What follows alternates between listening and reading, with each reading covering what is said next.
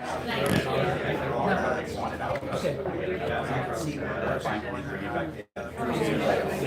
The other thing is that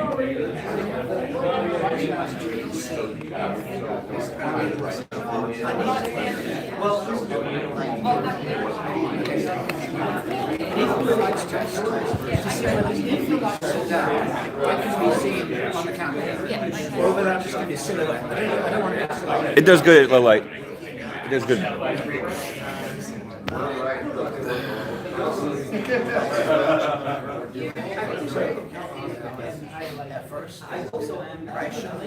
That's far too up. Nope. Can you bring him up a little bit? Not too much. Just down more, down more. About there? Yeah, that works. Ladder a little more is good. Up to you. The screen looks pretty good. Here is right.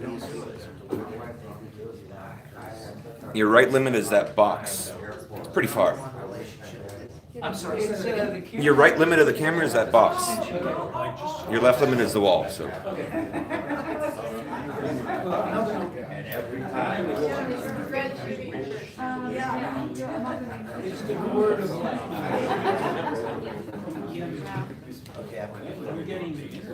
There you are.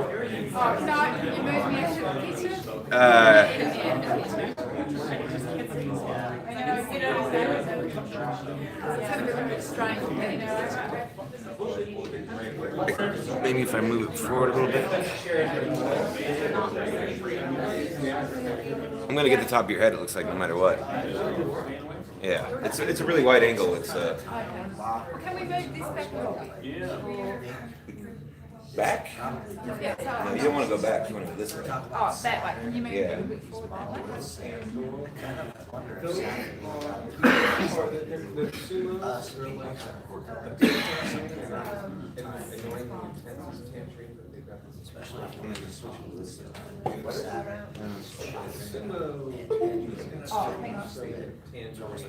But it's not as intense, but it's here collision.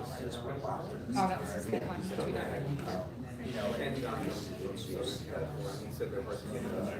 Even at the one market, you know. Oh.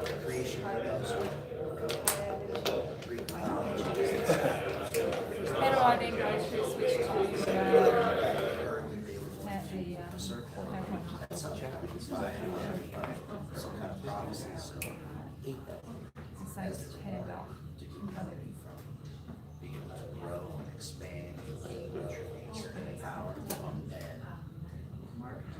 Other these jobs was angry because she came from snow on small place of Zeus.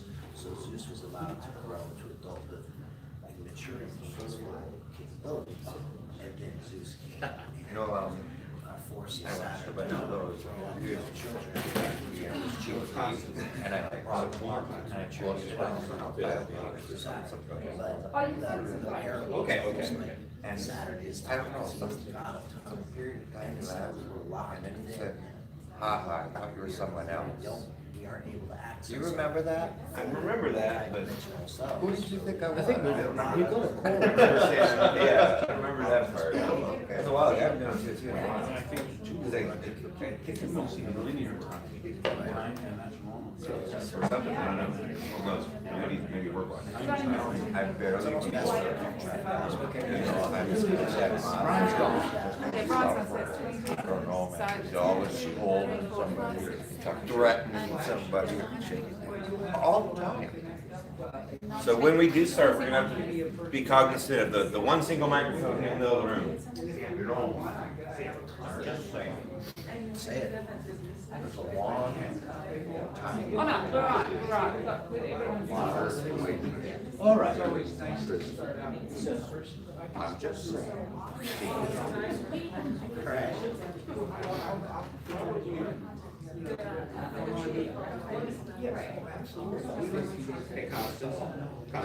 Okay, here we go. Are you gonna be there? Yeah. Everyone, Can you come over? we're going live, or maybe we are first. Yeah. We're live. Then I'm like, man. I know, I just heard. Christine, Yes. we are going live. Yep.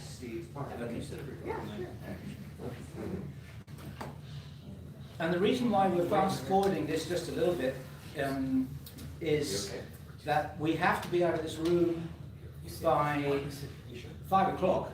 Otherwise, they start to charge us by the nose by the minute, and we've got to be just a little wary of time. I do not know how long this presentation will take.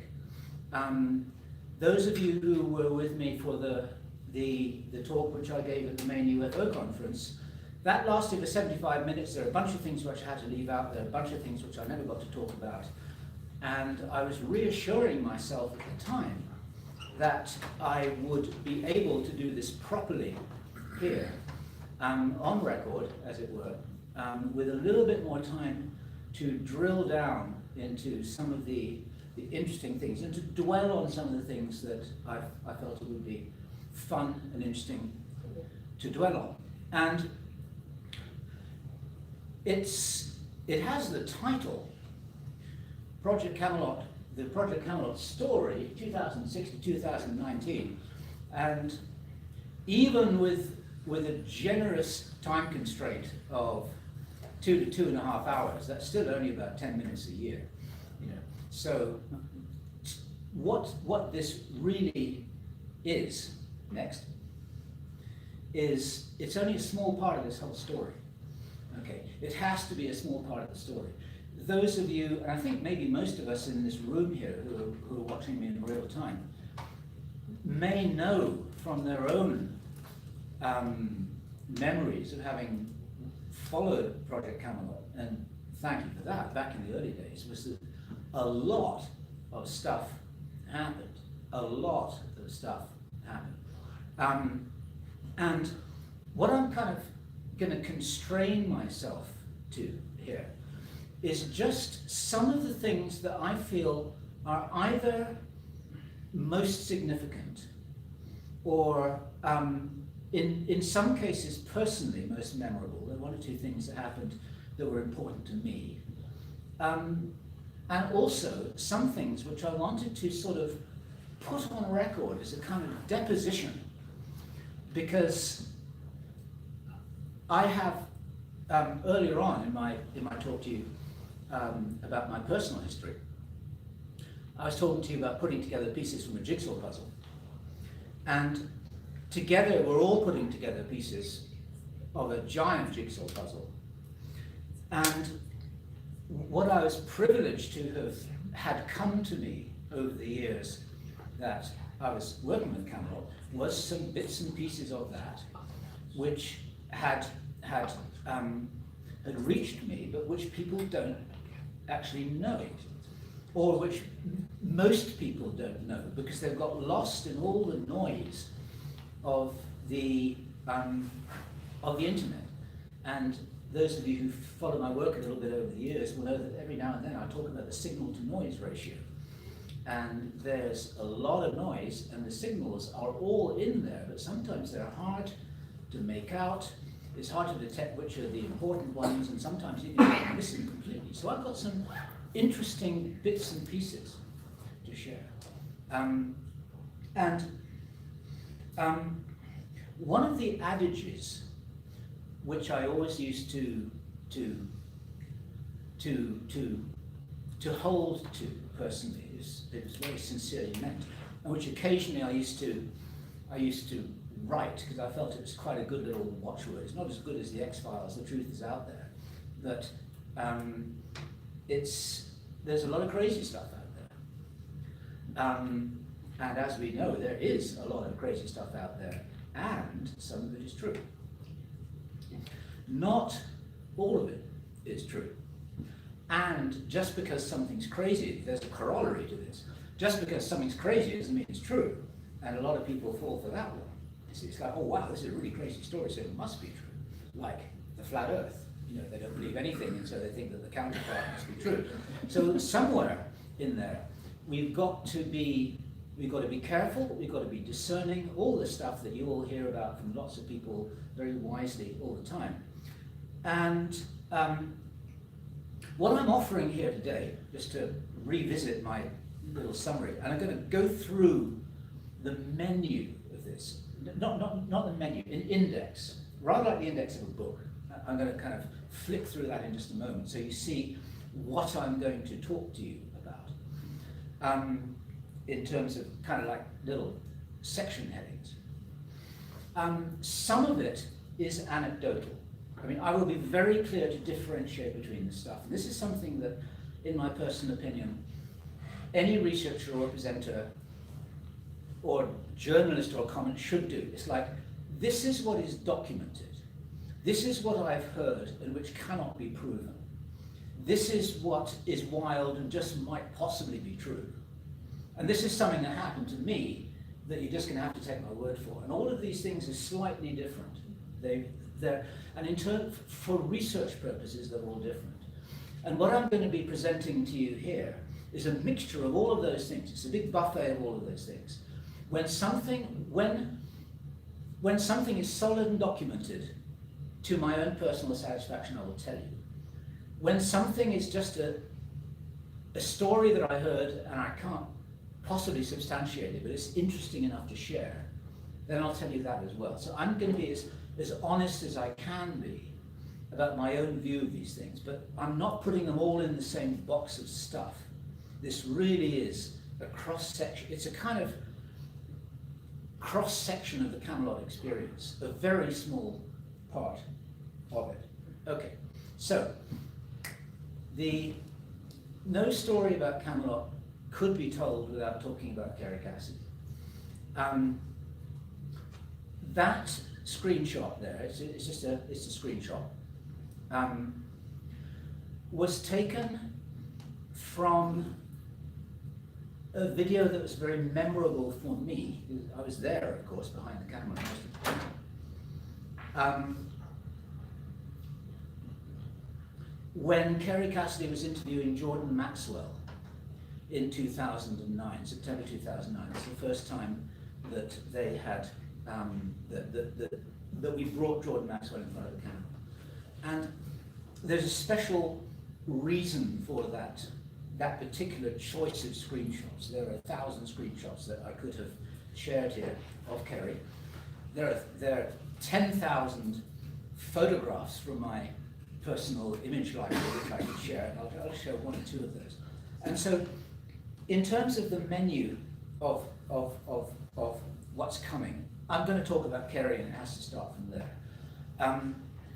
There's a lot to be said about Kerry Cassidy, and I mean that in the most generous. Build down into that a little bit later, that she was and is an extremely remarkable person. And what I want to share with you, actually, and I'll share with those of you out there who may be watching this either on the live stream or a little later, is that when I arrived here, I had a long journey to get here, and I finally arrived here pretty much last Sunday, like 7 days ago. It feels like 7 months ago. The very first person who I met was Kerry. I arrived right there. I mean, this wasn't by accident. We'd agreed to meet for dinner on the Sunday, and I made it in time. And I know that she and I were nervous about this. It's again, I want to say this in the most generous possible way, but I'm kind of crudely analogizing this so that some people may be able to get the idea. It's a bit like after a marriage breakup, not a desperately acrimonious one, but one where it just didn't work, or it didn't feel like it was working. And then years go past maybe, and you don't see that person again, and you just occasionally exchange a message, and then you get to meet again, and you don't know what it's going to be like. You think this could go beautifully, or it could be a nightmare. I'm exaggerating this a little bit for dramatic effect, and we didn't have a marriage, and it wasn't like that. But we had some tough times together, and this is no secret. And so neither of us knew, we neither had any guarantee what it would be like. when we actually sat down for dinner on Sunday night. What I want to share with you, very simply, it was delightful. It was such a delightful surprise. And Constance here, who isn't on the camera, happened to be there, and I think she can vouch for the fact that Kerry was delightful. I would like to think that I was able to match that in my own way. I would never call myself delightful, but it was a wonderful encounter, and we met for dinner, and we met again for breakfast the next morning. And if she hadn't had to rush off because she had to go and collect her dog and then get back to Los Angeles and all the rest of it, I think we could have talked years ago. We could never figure out a way of making it happen. Suddenly, when we were talking together over breakfast on Monday, it seemed obvious. It's like, well, this is so easy. This is so obvious. Why didn't we do this years ago? This is one of those things that suddenly there was nothing that seemed to get in the way of that at all. And we're just going to tell the story as if we were talking to the camera. First of all, me holding the microphone, then her holding the microphone. I'll write a few pages, and she says, well, I think this is what I saw, this is what I remember, and this is what was significant for me about this meeting. And then we'd share what it was that we actually did. You know, okay, now here's this person that we talked to. And then we continued telling our own personal version of that, each from our different angle. So it would be a chronicling of the witnesses that we talked to, the things that we feel that we researched authentically, which were valuable. And also, as we always did when Kerry and I were working together, is we wanted to take the audience with us. It's like, here we are on this road trip with a camera on our shoulder, come with us. We'll share with you what we're experiencing almost in real time. You know, not much is edited out. You see the whole thing, follow us on our journey, learn as we're learning, and share our experience.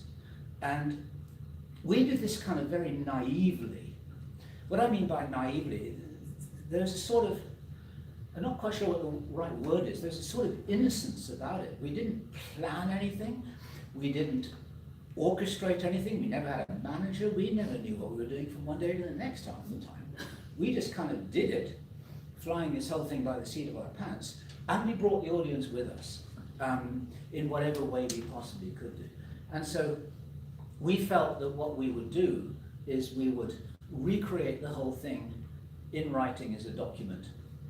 And I think our challenge will probably be to whittle it down from 1,000 pages to something that's a little bit less. It'll be an interesting challenge. And the other thing that was interesting about that,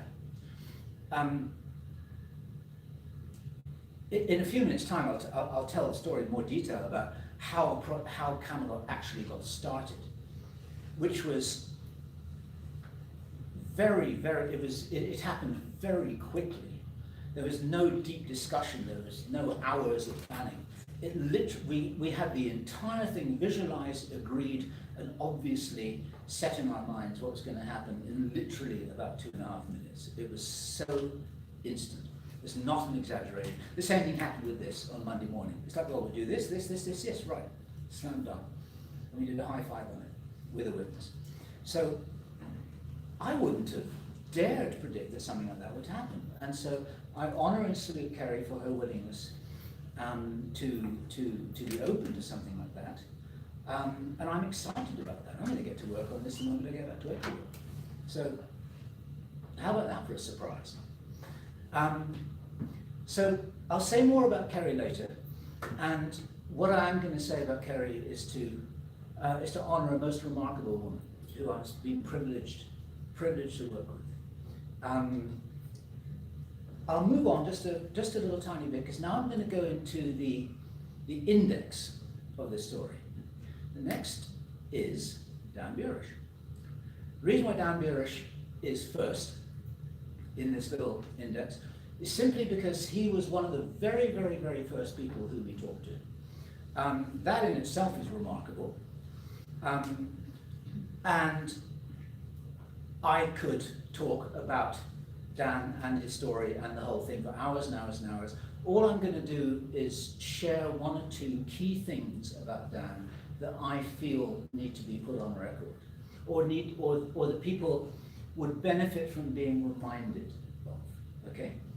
Next, we have Henry Deacon. Henry Deacon is a pseudonym. His real name is Arthur Neumann. Neumann spelt and pronounced in exactly the same way as the great mathematician John von Neumann. No relative. He was always very anxious to point that out. We met Henry very early on as well.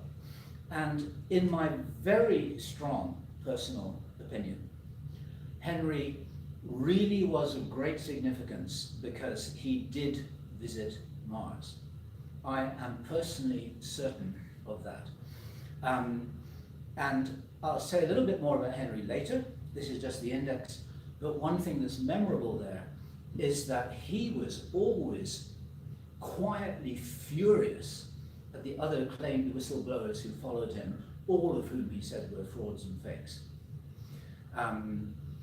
He was so angry about this that he could barely say anything about it. It's because it diluted and invalidated his own very strong personal experience. And I'll share with you what I feel I know about that. That's another thing that's easily forgotten. That's like years ago, and there's all this stuff now about Corey Goode and Andy Bashago and Randy Kramer and all the rest of them. And all I can do is speak to Henry's testimony. And I'll say another thing too, which is not very well known. He wasn't the first witness to come forward who said he'd been to Mars. He was the second. The first reported himself, either was found by or contacted the veteran researcher Bill Hamilton, who some of you will remember. And his name was Dan Woolman. Nobody knows his name. Nobody's heard his story. There is a Project Avalon thread about him. And he was very quiet, as many authentic witnesses do not seek celebrity, they do not seek money, they don't want their names to be known, they're not trying to get on stage. Henry wasn't, Dan Woolman wasn't either, and there's something there to help us in this puzzle of differentiating between who's real and who's not. There are a lot of little clues that we can look for. And as I tell this Camelot story, drop a few possible pointers about that. They're not directives, they're just pointers that I personally found valuable. Okay. Next, we have a guy called John Danner. John Danner is a name who almost nobody would ever recognize. He was of significance to me because he was a very, very early Project Camelot witness as well. At that time, he was known by the rather silly, unfortunate little name of Mr. X. That was coined not by us, but by a friend of ours, a radio host called Jerry Pippin, who said, oh, you know, I'll have him on my radio show and I'm going to call him Mr. X. And he said that as a very friendly little joke. He didn't give it any thought. And then that stuck, because you can't go changing people's names. His real name is John Danner. He had a very, very, very remarkable story. He was a personal friend. He was a dear personal friend of mine. He's a lovely, lovely man. He died because of what he wanted to talk about. He died. He paid the price, this guy. I'll tell that story too. Some people do. Some people seem to be untouched. Some people get taken out, and I don't know why some get taken out and some don't. He got taken out. Next, we have, I'm waiting for the screen, which has gone back. Something's happened to the PowerPoint.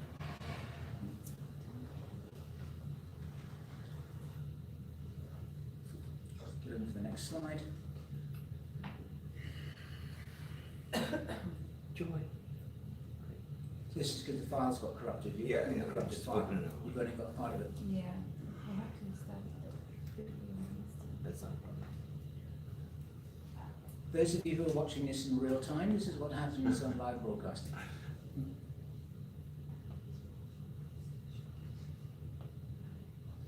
Are you looking on the second one, yeah? Yeah, I believe, yeah. The big full one. Okay.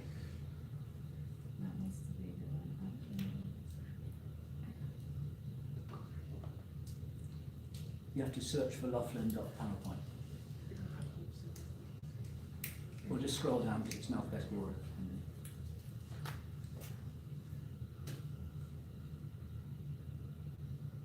There are 1,000 files in there.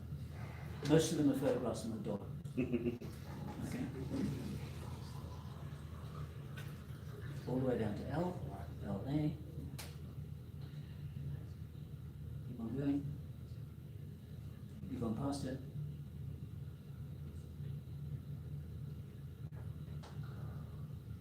Or it'll be Laughlin.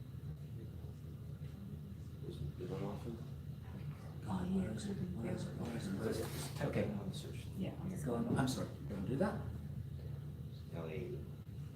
Wouldn't it be nice to be an ET with advanced technology to be able to stop time? That was an amen. That was a comment.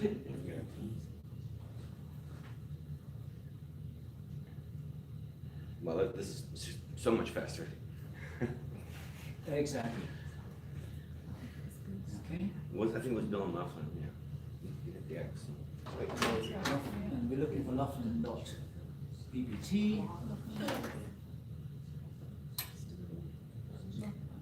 Or there's a folder called Laughlin and it's in the Laughlin folder. There's a lot. That's a folder, you open that and it's in there. And now look for it in there. Welcome presentation. Look for that. In there, somewhere.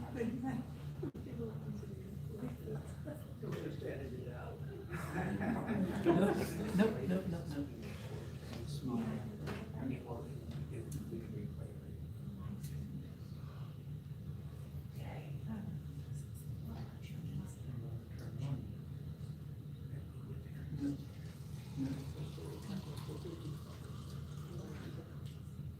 No, try that.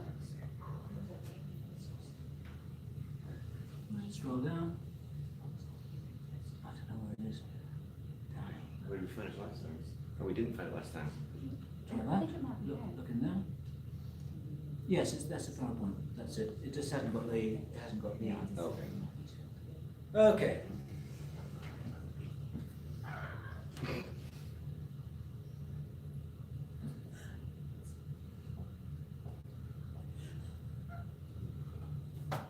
Wow.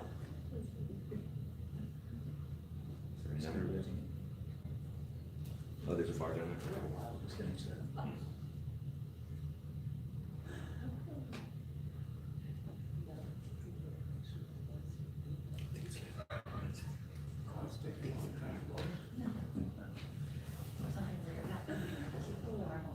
Oh. Oh, you see bar stuff? No, It's still opening, still opening. No, yeah, well, I don't know what I can do with this one. I think hopefully this will work. Well, it's the same file. Yeah. So yeah, we should drug it off the USB stick. It takes it a long time to USB. Sorry.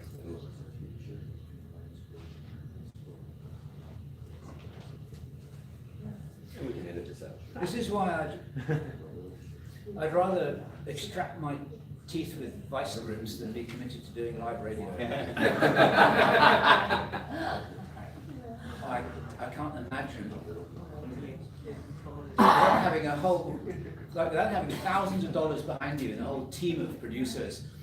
There we go. Okay, good.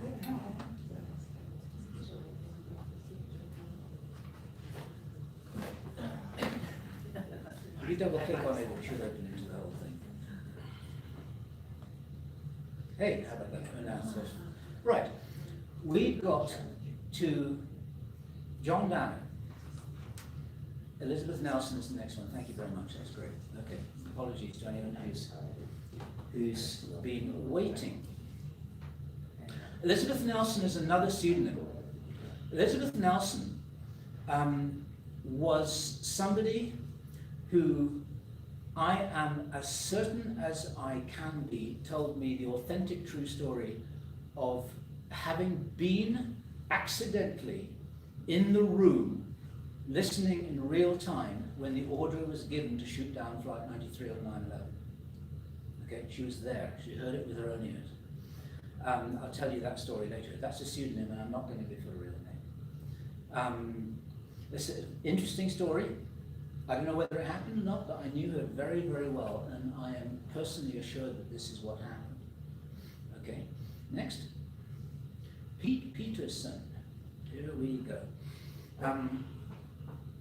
The reason why I've got Pete Peterson in this index is not because I've got a whole bunch of stories to tell about for people to remember about the testimony that Pete Peterson was offering. It's because, in my personal opinion, this is a salutary tale. It's a learning opportunity. Because I appreciate that some others may disagree, and I may be incorrect or partially incorrect. But I made a statement, some of you will be aware that I made a statement on Project Avalon a few months ago, or last year, that I can no longer stand by the testimony that Pete Peterson offered. I do not believe it is reliable. I think we made a mistake. I personally feel I made a mistake. And what I want to do is I want to share with you the fairly simple story of the mistake which I feel I made, the mistakes which I feel I made. And one of the reasons why I want to do this, it's not because I'm kind of doing this big bare-all apology to the world. It's actually because for anyone who happens to be watching this any time now or in the future, there are things that we can all learn from each other's experience. It's really smart to learn from someone else's mistakes rather than making yourself. So any younger researchers who may hear this out at any time in the future, it's like, just listen carefully to this before you go jumping to conclusions. It may save you embarrassment. It may save us all going down the wrong rabbit hole for maybe quite some way. And some of these rabbit holes go a long way before you realize that you're in the wrong place. So I want to share that Pete Peterson story as what I believe is a salutary tale. Okay. Next, we have Serpo. How about that? This is kind of out of sequence because I actually deliberately wanted to put it on top of the slide because it's like the dramatic, this is how it all started for me, as many of you know, and it's actually a journey where some of you started with Serpo's story as well. And there's stuff to be shared there also about disinformation, about how the intelligence agencies work, about how I came to be suddenly dropped into this whole fast-flowing field of a research river here. But I want to tell you what I personally have come to believe is true about the Serpo story. There is a core story that is real. It was. I'll tell you what I believe I know. I'll even tell you about a conversation I had with Rick Doty a few days ago about all this, because he was involved in this as well. He knew about it.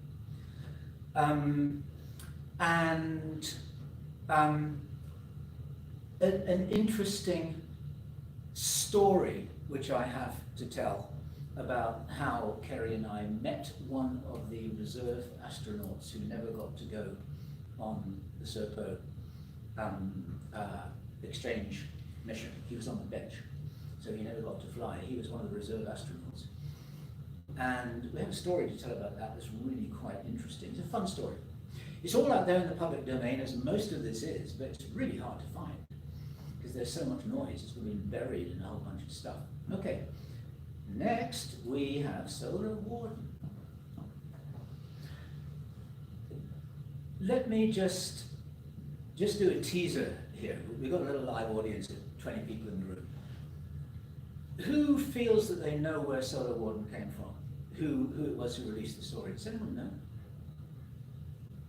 Does anyone think they might know? I heard you say it. What? I heard you say it, so that's cheating. She You heard heard you this say it earlier. presentation before. Yeah. You heard, oh, right. Okay. I can't say. We can't cheat. Fair enough. Okay. I wanted to look smart. A couple of weeks ago, there was a very interesting live stream interview that Richard Dolan did with Gary McKinnon. All of his live streams are very high quality. And Richard Dolan, he's our historian. He's holding the torch for history here. He said, this is my paraphrase, my crude paraphrase, he said to Gary McKinnon on his live stream, well, Gary, look, it was you who saw Solo Warden, wasn't it, on your screen when you found yourself accessing the Pentagon or the NASA computers. And Gary said, no, it wasn't me. I never saw it at all. And Gary's telling the truth. Gary never saw that. It didn't come from Gary McKinnon.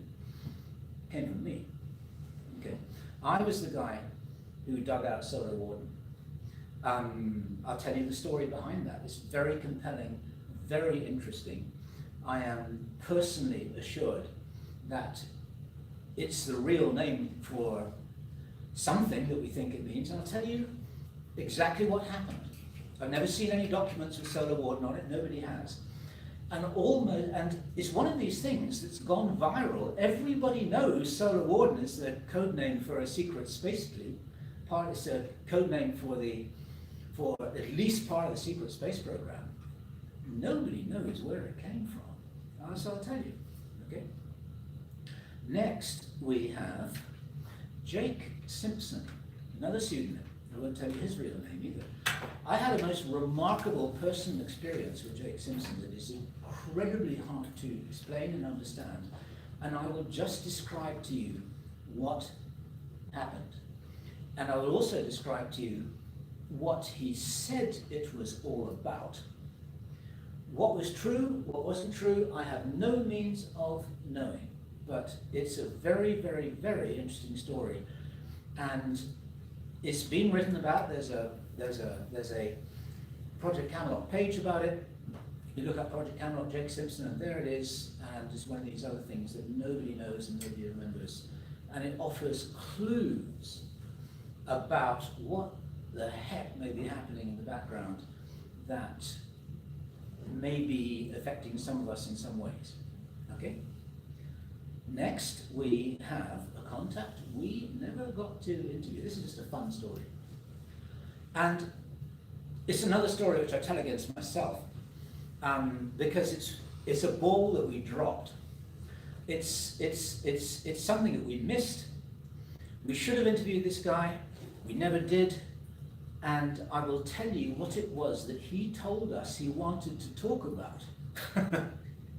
Never went on record. We were never able to follow it up. We messed up the entire thing, and it's just an interesting story. And of course, if I was talking to a bunch of sort of professional researchers, I know that everyone has stories like this. You know, everyone has anonymous phone calls. Everyone has people. I mean, Richard Dolan says, you know, he has people coming up to him at conferences all the time and downloading things to him. You know, and of course, this isn't. This is only one of many such instances that many researchers can. But it's just fun. It's a fun story, and I tell it against myself because I screwed it up. Okay. Right. Okay. Next we have Andy Bajago. Andy Bajago. I'll say more about this in a moment, but most people don't know that I was the very, very first person to talk to Andy Bajago.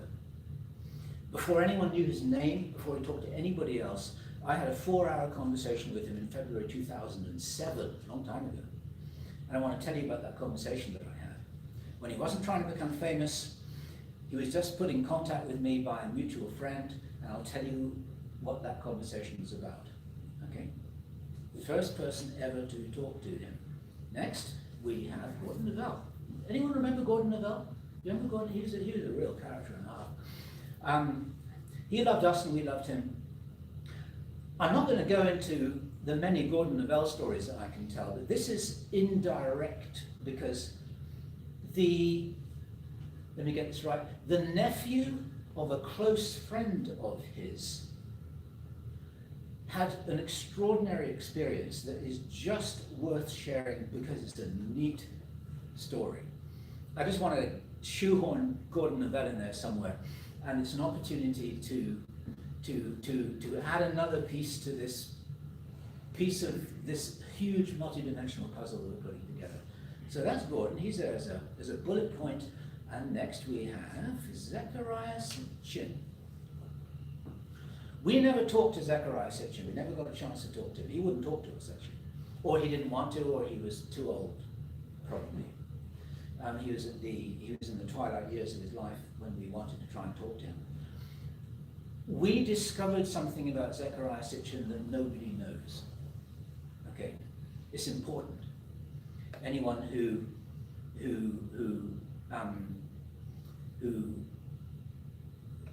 sets significance to his many books needs to know what it is that I would like to share with you about Zechariah Sitchin.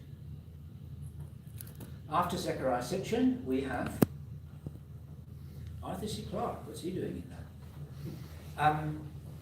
It'll take me 60 seconds to talk about Arthur C. Clarke because we never got to talk to him either.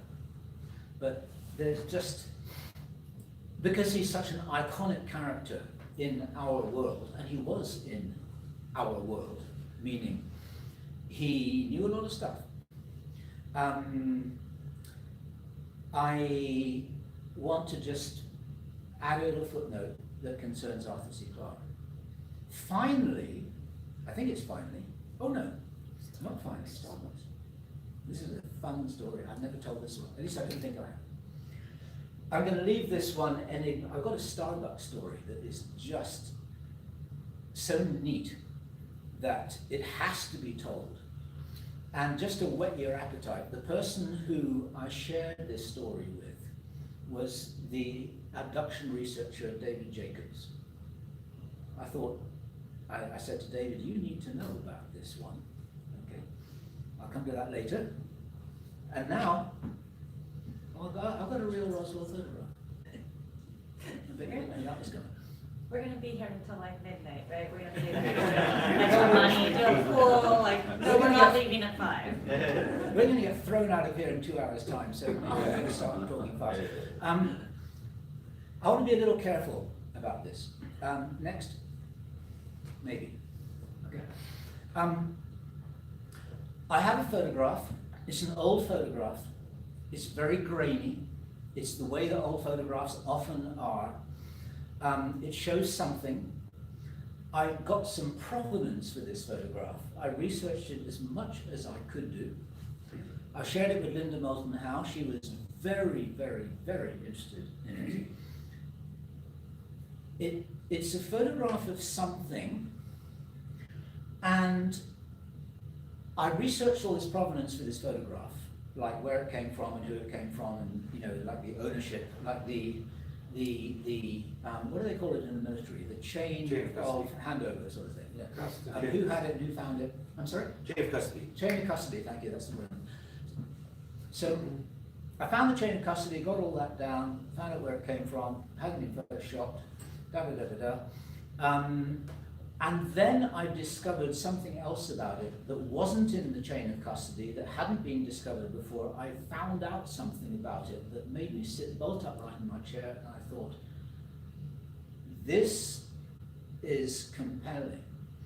And that was my own little tiny bit of research there.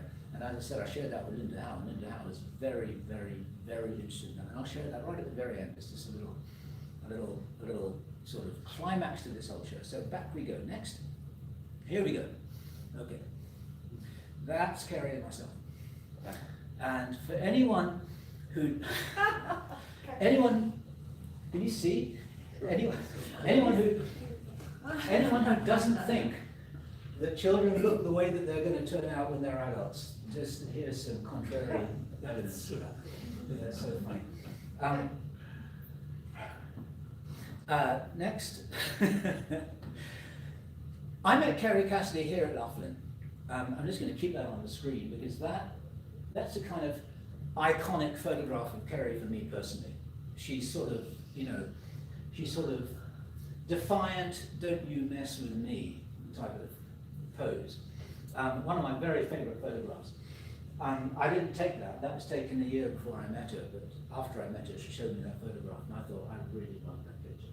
taken at Tanaya Lake, who at least one person in the audience will know all about Tanaya Lake in Tuolumne Meadows, okay, Yosemite. I met Kerry here at the Laughlin Conference almost exactly 13 years ago. And there's a very funny story attached with that. I was, at that time, the Serpo guy, okay? I was the guy who people loved or hated because I was the innocent messenger. I thought I was innocent, and I was trying to be a messenger of the Serpo story because I was indirectly trying to help out by publishing a whole bunch of information on a website so it could be archived for people who could look at it.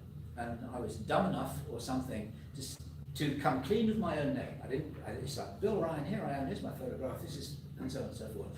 And then everyone jumped on me because they didn't have anyone else to jump on. Everything else was anonymous and all clouded in secrecy, confidentiality, and intrigue and deception and all the rest of it. And I was the only guy who was saying, well, you know, I'm the webmaster here.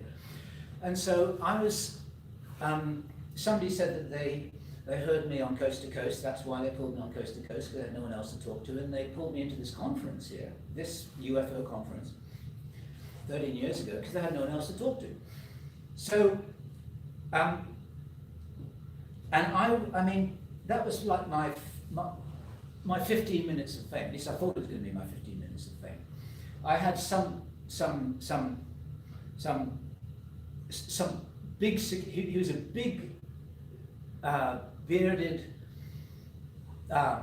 tattooed security guy. He looked like a Hell's Angel, and he was a security guy at the conference. And he said to me, he came up to me and said, look, he said, if the lights go out, you hit the floor. He actually said that to me. And I said, are you serious? He said, yeah. I said, I'm damn serious. You know, the lights didn't go out. I didn't have to hit the floor. But they were worried about my safety back then. There was a lot of stuff going on about Serpo, and I'll come to talk about that later. But I was there to talk about Serpo, and everyone else wanted to talk to me about Serpo, and I had a whole bunch of interviews lined up in the hotel's rooms here and so on and so forth. And I remember I had an interview with a guy he was from Canadian television or something. I can't remember. I wish I could remember his name. I can't remember his name. And he had this big camera, and he had a sound technician, and I had all these microphones, and it was all studio quality stuff, and these big lights, and you know, and a back screen, and it was like he set up a studio in his bedroom. It was really impressive. And I was thinking, wow, this is something else. And he did a nice interview with me and so on and so forth. And that was all cool. Next, it's like, oh, Kerry Cassidy, right, I got it now. And I went on to Kerry. And there's Kerry in her bedroom. And she had this big tripod and this tiny little camera that she put. And it's like, where are the lights? That's all she had. She had a little tiny camera that's about the same size as your iPhones, which she took out of her pocket and she put on this tripod. And in contrast, it was a comedy. It was so fun. But of course, I mean, that was the level of technology that she had available to her, which was almost nothing. But she did a good interview with me. She asked some smart questions. I think I must have given some smart answers, because after she formally closed down that little interview, then she turned off the camera. We talked for 2 hours. We got hungry, went out to dinner, we talked for another 3 hours, and we realized that we had a very great deal in common, and that was when our connection was made. And she realized that I wasn't a hoaxer, I wasn't a crackpot, I did actually know something about the subject. And there was something about her interview style which I really appreciated, because she was just the same then as she is now. She was very direct. She asked penetrating questions, but the questions that she asked were very fair. I was happy to be asked penetrating questions, because it's like, well, that's a good question. Let me see if I can figure out the answer. I wasn't worried about good questions. And she asked good questions. So that's how that bond with Kerry was formed. Soon after that, she came to England She dropped in on England on her way back from a pre-arranged trip to Egypt. So England's kind of on the way back. And she said, look, I can spend I can do a few days stopover here in England. Can you show me Stonehenge, show me Avebury, show me Glastonbury, show me all these old stone circle sites in southern England? And I said, you bet, I'll do that, no problem. And we did that. We did a whole walkabout in southern England. She loved it, and we had a great time. And we ended up in a place called Tintagel. Who's heard of Tintagel? Tintagel, some of you. Okay. Tintagel is a little tiny place, very magical. Many places in southern England are very magical. It's almost an island, but not quite. Give it another few thousand years of erosion and it would be an island. It would be cut off from the coastline. But it's kind of attached to the coastline, but it looks like an island. And it is the fabled ancient site of the original King Arthur's Camelot. That's what all the myths say. And in the little village of Tintagel, you've got the Camelot gift shop, and you've got the Camelot pub, and you've got the Camelot hotel, and you've got all that kind of stuff. You've got the King Arthur's bed and breakfast, and you've got, the way tourist places are. But there was something very remarkable and magical about the place, and we had a very wonderful time there. We were just there for 24 hours. We were just doing a quick whistle-stop tour. And then Kerry had to get a flight back to Los Angeles. And we were driving back to London together in the car. I was sitting in the car, and it's like, we've got to do something. This thing we've been talking about working together, what's it going to be? And we were so literally inspired by our Camelot experience. We said, look, let's do this, let's do that, let's interview whistleblowers, we put it on the website, we're not going to charge any money, we're going to just do our best to get the truth out there. If it's the right thing, then it'll all work out. And what are we going to call it? Heck, let's call it Project Camelot. And it literally took 2.5 minutes, maybe 2 minutes. And by the time we'd had that little backwards and forwards rapid fire conversation, we were both completely clear in our own mind what we would do. That was the vision that was set, and then that's exactly what happened in the following 2 years. And at the time, there didn't seem anything extraordinary about it. When I look back, it's like, how can two human beings even agree what they're going to order for lunch in 2 minutes? It's, humans don't work that way. And we just came together so quickly. It was almost as if we were reading it from a script, but it just felt intuitive at the time. It's a very remarkable thing looking back on it. And as I said just a short while ago at the start of this, we had a very similar experience on Monday morning. We talked about doing the book. So I thought, well, okay, that sounds good. Been there before. And I got the same feeling about it as well. So that's how Camelot started. Kerry went back to Los Angeles because she had her flight booked. I was here in England. She said to me, come to LA as soon as you can and we'll start. 5 days later, I caught a flight to Los Angeles, got a one-way ticket to Los Angeles, and then we just picked up the ball and ran with it. It was as simple as that. And the way that I've described to people many times, I'll say the same thing again, it went like it was on oiled wheels. We would just walk towards a blank wall, and an invisible door would open up, and we would be magically ushered through, and then the door would close behind us, and we would be in this whole new area of opportunity and research and contacts.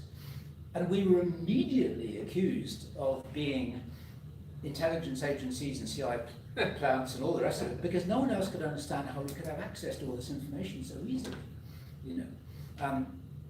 There's one funny story, it is absolutely true. Someone came up to me at a conference and said, I was absolutely certain that you must be CIA funded, you must be CIA backed, you must be CIA agents, this whole thing must be a setup, this whole thing must be a plan. I was sure of that until I suddenly realized that the quality of your videos was so lousy that there's no way this could be a professional operation. And he meant it. And I thought, that's great. It's like your production values are so poor, there's no way this, and of course, there's a kind of a serious side of that joke. It makes you wonder about the productions out there that are really slick, Yeah. which I was definitely wasn't. We made every mistake in the book. We didn't know what we were doing. I was kind of fumbling around. I never used a camera or microphone in my life. Kerry was trying to teach me what to do, but she wasn't the world's best expert at all of this either. And so we were like two klotzes trying to make this work together with all this energy behind us. There's one time we went to interview a guy called Ralph Ring, most remarkable man. He was the guy who worked with Otis Carr, who was a protege of Nikola Tesla. We found him in Las Vegas, a wonderful elderly man. He was, I think he was in his late 70s or early 80s. At the time, he had a fantastic story to tell. He was delighted to find somebody to tell his story to. He brought out all of his documents and all of his photographs and all of his stuff, his life's work. He laid it all out on this big table. We had the cameras rolling. He told us his story. He came alive. He was just so animated. This guy who has finally had a chance to make this such an important deposition to us on record, and we were so pleased to have captured all this. We got all the way back to Los Angeles.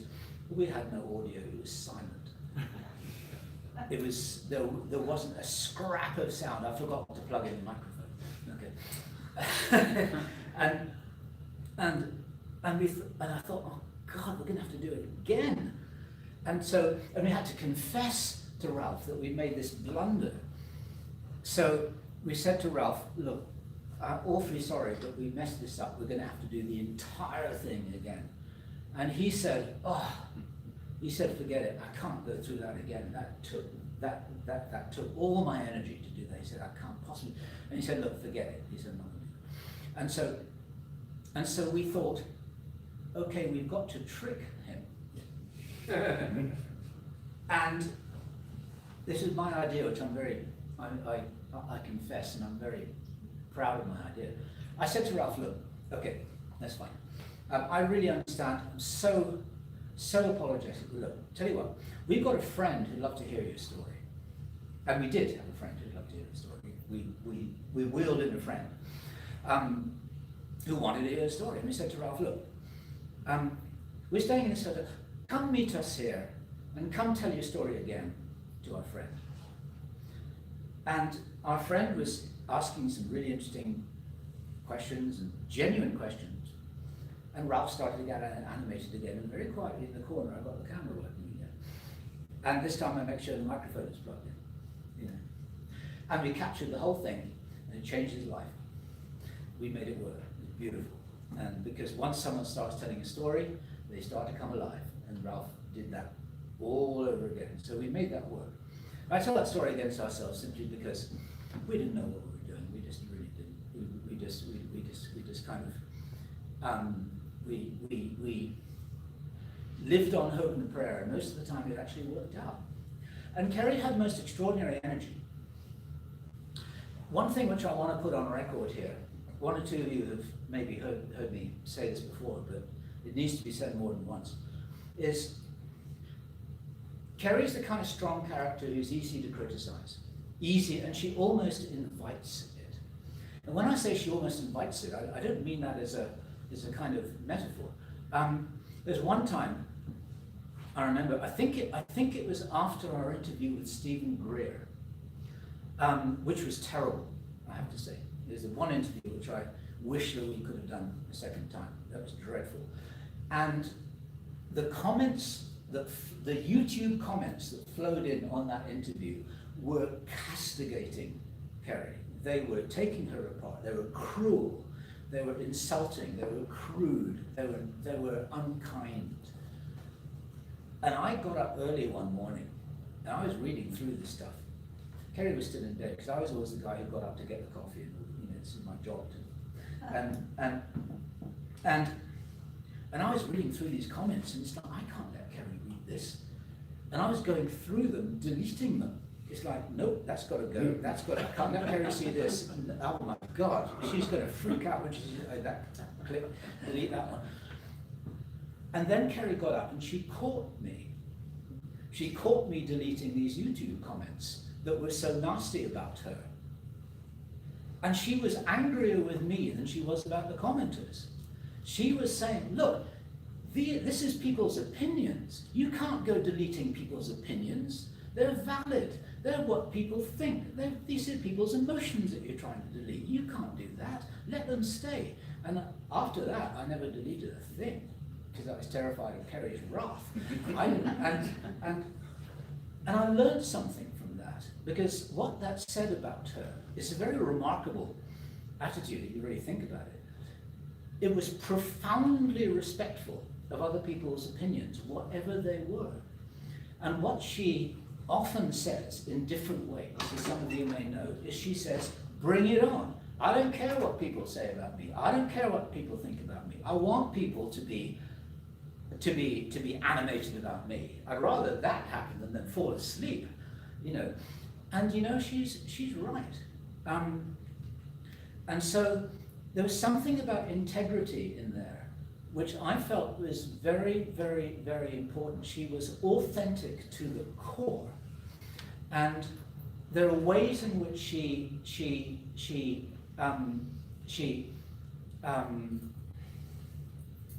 embodied that. And I can say the following about her, which I can say about very, very few other people. I don't believe she has a streak of malice in her. I don't believe she's capable of being deceptive. I don't believe she's capable of lying. I don't believe she's capable of manipulating. I definitely think she's capable of getting some things wrong, but who isn't? But in terms of her intentions, in terms of her courage and her drive and her desire to actually do this muddy, scruffy, difficult work down here on the ground level of planet Earth, having imported a spiritual viewpoint which she tries to live by as best as she possibly can do. There are a lot of people who don't do that. You know, there are a lot of people who interview very slickly. They're very professional. They're very smooth. They've got it's all very practiced and it's all very slick. Now, Kerry isn't any of those things, but by God, when she's at her best, she's one of the best. And there was a reason why I chose that still shot from that interview that I mentioned earlier on with Jordan Maxwell. Because that interview with Jordan Maxwell was exceptional. There were some interviews that Kerry did that were, how can I say it? If it was on a spectrum, you see, there's a whole broad spectrum that Kerry used to work on. Many of them were somewhere in the middle. Every now and then there was a dreadful one. And I'm not, and often I would be part of the dreadful interview too, so I'm not trying to point any fingers here. Sometimes sometimes it didn't work. And sometimes something would happen that would be very special. And that interview with Jordan Maxwell it's really worth watching. 2009, September 2009. At the end of that interview, Jordan Maxwell was almost in tears. He was almost in tears in front of the camera. He could barely talk. Kerry was at her magical best, pulling this emotion out of Jordan, not in a manipulative way, but in a powerful, evocative way that was bringing everything out of Jordan that there was to be brought. And at the end of that interview, I was there, at the end of that interview, Kerry could not speak for 30 minutes. She was unable to speak. She was just so drained. She literally couldn't open her mouth. At the end of 30 minutes, I was able to say, "Look, do you want a cup of coffee now?" And eventually she was able to say, "Yeah, give me a cup of coffee." She couldn't speak. That's what happens, some of you may know. That's what happens to a great performer. That's what happens to a great ballet dancer. That's what happens to a great singer. That's what happens to somebody who does something very exceptional in public. They give everything. And Kerry would try and do that. Sometimes it worked, sometimes it didn't. And she used to say something that I never understood at the time, but I understand now. she would say things like, look, when you interview somebody, it's a magical act. And I would kind of think, what does she mean by that? Magical act? You're talking to someone on camera, how can that be magical? But what she was referring to, and I'm not even sure if I can do this justice, she was referring to how it was like a kind of ritual setting up of something in which something exceptional could happen. This is like this thing about a magic circle. It's like you're setting a scene in which something remarkable can manifest. Through intention, through allowance, through maybe one's skill and ability, and maybe simply through the happenstance of in some form. And Kerry would regard an interview like that. I don't think anyone else does that to this day. You know, no one else sees it that way. And so there was something that she brought to this whole arena of interviewing. It doesn't always work, it's controversial, but she's never flinched from that. She's never modified her view. She's never tried to be reasonable. She never tried to be popular. She's never tried to be popular. I mean, I think every other person in social media, at least they try to be liked a little bit. You know, Kerry doesn't care. It's very, very, very, very interesting. So you're talking about a very remarkable person here. And in my presentation in the main conference, one or two people said, hey, look, you know, that's a great talk you did here, but you talked about Kerry way too much. And it's like, actually, I don't care. Because I want to put this on record. I've never said these things before in public. This is a deposition. I want to say this. Because there were times when Kerry and I, back then, we would fight like two cats in a cage. We really, really would. We would be screaming at each other, toe to toe. I'm not exaggerating.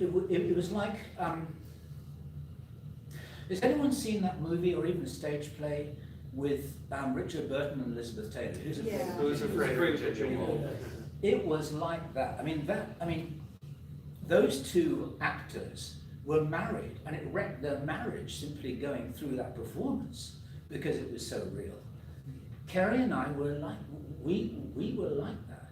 And here's a story which I have to tell against myself, and then I'll move on to talk about some of the interesting things that happened. You see, what I did then was I thought that whether I was right or wrong was important. Now, listen to that, you see. I'll say that one more time. I thought whether I was right or wrong was important. And of course it counts. But I was making it so important that I was putting my whole, it's like I had my ego and my whole identity was attached to what I believed was correct. And that was for me more important. It's like I was ignoring the authenticity with which Kerry believed something which I disagreed with. Now, I'll unpack that just a little bit because it sounds complicated. What I'm really saying is that Kerry sincerely believed that so-and-so was the case. And I would sincerely believe that it wasn't. And then I'd make it personal. And then I'd make her wrong about it. And then we get into a huge fight. And then I was trying to protect Camelot. And I was trying to say, we can't have our reputation attached to this nonsense. You can't put that out there. Kerry would say, I'll put what I wanted to. And I was saying, no, over my dead body. And this would start a screaming match about it. And what I would do now, if I could go back in time, is I would respect her authenticity and her sincerity enough to say, look, you say what your opinion is, and I'll say what my opinion is, and we'll both lay it out, and we'll respect each other, and then we'll move on to do the next thing, rather than get stuck in this logjam of a personal conflict. And that's what broke us up, because I wasn't big enough to let it be and to move on, because I was too terrified of being personally associated with stuff that other people would think was wrong. How dumb was that? And I tell you, I learned from that. So I have some strong opinions about things, many of you know that, but those of you who tracked my progress over the years, you may have noticed that a little bit I've kind of ameliorated my tone. I've sort of modified my tone. I've got many more caveats in there. You've even heard them in the last hour or so. I said, you know, in my opinion, there's this, that, and the other. You know, I may be wrong about this, but this is what I think. This is my best guess, but I can't prove it. Da, da, da, da, da. I put in a lot more modifiers in there.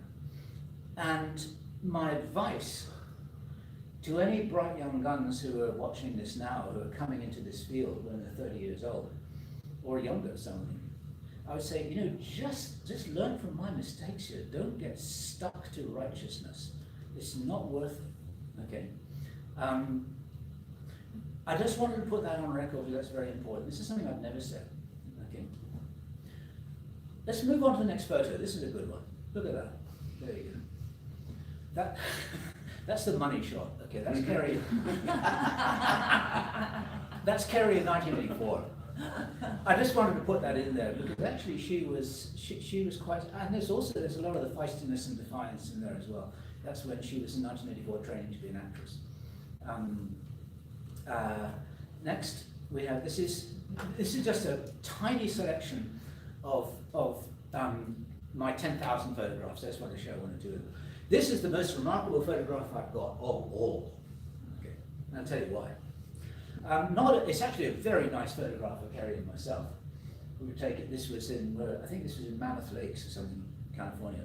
The most remarkable thing about this photograph, anyone who's ever had a dog, got a dog. We had Kerry's tiny little camera perched on top of a rock on a self-timer. So has anyone ever tried to get a dog to look at a camera that's been taken with a self-timer?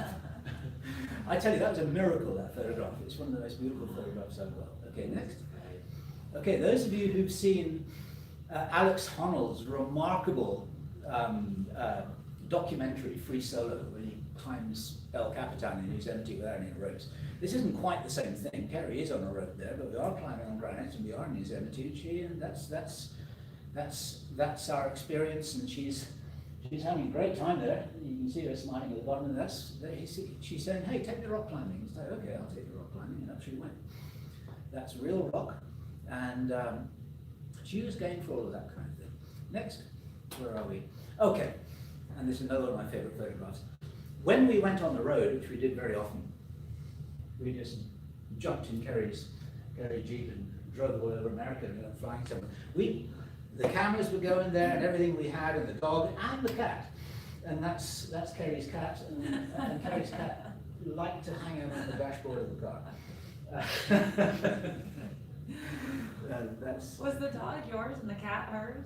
No, they were What both was hers. that? No, they were both hers. Okay, where are we next? Now, okay, so, oh right, when we're talking about cats, this is the cheetah.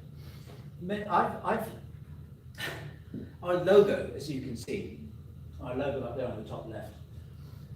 I had so many emails pointed at me about what's this all-seeing eye that was sternly gazing at the viewer, and what am I trying to symbolize here, and all this kind of stuff, and what is all this about the Illuminati, who are you really? And it's like, it's half a cheetah. It's half of that cheetah photograph. That's the original. And it was just another thing that just came at me. I thought, well, that's a nice photograph. I like cheetahs, I like cats. I spent time in Africa. But that's a bit big. And just to make it interesting, I cut it in half. Susie's an artist, you understand this. Yes. And so that's where the camel icon came from. That interesting cat. Okay. And next, I think we're on to Dan Burish. Here we go. All right. So I'm going to stop telling stories about Kerry now. I'm going to start telling stories about some of the people who we talked to. As I said earlier, I could talk about Dan Burish for the rest of the day. His story does not lend itself to easy summary at all. And for those of you who don't know anything about him at all, I'm not even going to try and start because I can't do it justice. But he had an extraordinary story that's very complex, that is easy to criticize because it's wild, because it's unprovable, and because it sounds like at least some of it must be invented or worse.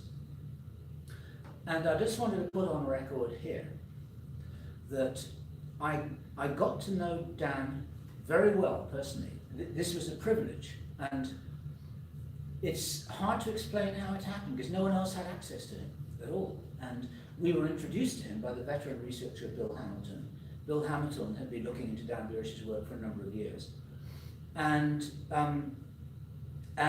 when Kerry and I were talking to Bill Hamilton, who was really very accessible, we said, is there any chance at all that you could introduce us to Dan Burish? Any chance at all? Expecting the answer to be no, sorry, it doesn't happen, can't happen, he doesn't talk to anybody. Bill said, no, sure, I'll see what I can do. Next thing we knew, Dan and his, later to become his wife, Marcy, met us in Los Angeles, sat down in a quiet restaurant. First thing he did was he laid down all of his documentation, everything, big pile of stuff, papers, certificates, references, and things that I didn't even know what I was looking at. But he was just open with this big pile of paper. That makes a difference. Some people don't do that. I'll come more to that later. And I think we interviewed him the first time, I can't remember when it was, end of 2006 maybe. And we were in Los Angeles, he was in Las Vegas, it's only a few hours away. And we come to Vegas fairly regularly. Every time we went to Las Vegas, we would have dinner with him, or we'd have coffee with him, or we'd just meet him very briefly for something or other. And we would hang out with Dan at every possible opportunity. A lot of it was off record, some of it was on record, but a lot of it was off record.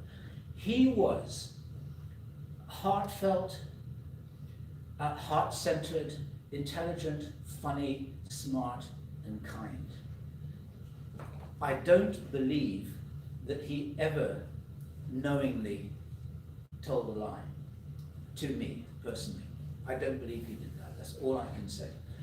I loved every minute I spent with him. He felt like a brother. He was a warm man, and I wish that everyone that we spoke to was like him. That's all I can say.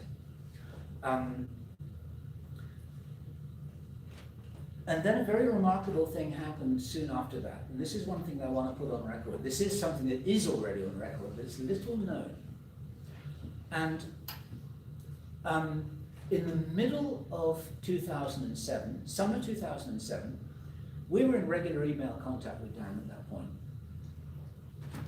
And he told us, and he told other people in his email contacts, he said, I'm going to take a sabbatical for 6 months because I've been inducted into a classified project and I'm not going to be able to answer my emails. I'm going to be out of touch. Okay? I'm off for 6 months and I'll be back. It's a sabbatical. And we said, okay, sure. And sure enough, he wasn't available. We'd send him emails every now and then, just because we were copying him on something, and we'd always get this little auto reply saying, I'm on sabbatical, I expect to be back in touch in December. And we didn't know what it was about. Marcy didn't tell us. Marcy wouldn't tell us. She said, look, it's classified. And okay, so it's classified. We moved on. In December, he gets in touch with us and says, hey, my project is over. Let's have dinner. And we said, sure. We drove to Las Vegas. And he met us in a really noisy casino restaurant. It's probably the noisiest casino restaurant I've ever been in. It's like downstairs, amplified a dozen times. It was really, really cacophonous. And he talked to us for 6 hours sorry, for 5 hours. Is there a problem with the feed here? It's good. Okay, thank you. But it came up about 10 minutes ago, so we may have lost 10 We minutes. didn't, it didn't affect the recording. It was just on our screen. vision. Okay. Yeah, I just wanted to No, make sure. it still operates Okay. even if it goes in a minute. This is a bit like that story of Ralph Ring in the audio, isn't it? It's like, might have to do this all again sometime. I have to wait a few days before I do that. Okay, so Dan talked to us for 5 hours, non-stop, in this noisy casino restaurant. It wasn't 4.5 hours, it wasn't 4 3/4 hours, it was 5 hours. That's a long time for someone to talk. He talked to us about what he'd been doing. We were the first people who he wanted to talk to. There was a friend with us who came along. It was Kerry and myself and a friend we'd never even met before. Dan just completely overlooked the fact that there was this stranger there who was a friend of ours, and this friend of ours was his jaw was on the floor listening to this stuff. What Dan told us was that the classified project which he'd been involved in was using this time portal looking sort of it's like a time portal telescope thing. They call it looking glass. It's like you look into it and you see the future. Like Nostradamus didn't have a crystal ball, like the crystal ball of a seer. And the project, which is a classified intelligence project, was to identify what the most probable future timeline was and what was there. That was what this, and it took 6 months to get down to this. And he said that what was most probable, what had been formally and scientifically identified as the most probable timeline, was what they had called, next, Timeline 1 version 83. Okay? You can look this up on Project Camelot. Look up Project Camelot, T1V83, and in that long page, that web page which I wrote out, was my best recall, because that was all off record, nothing was recorded, I wasn't making notes. I was pretty open-mouthed by what Dan was telling us as well. As soon as our meeting was over, I went and wrote down everything I could possibly remember. And this was in December 2007.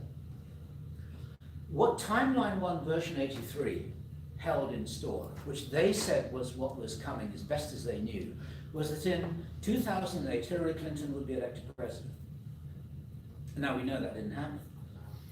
Dan said that they thought that was what was going to happen. Okay?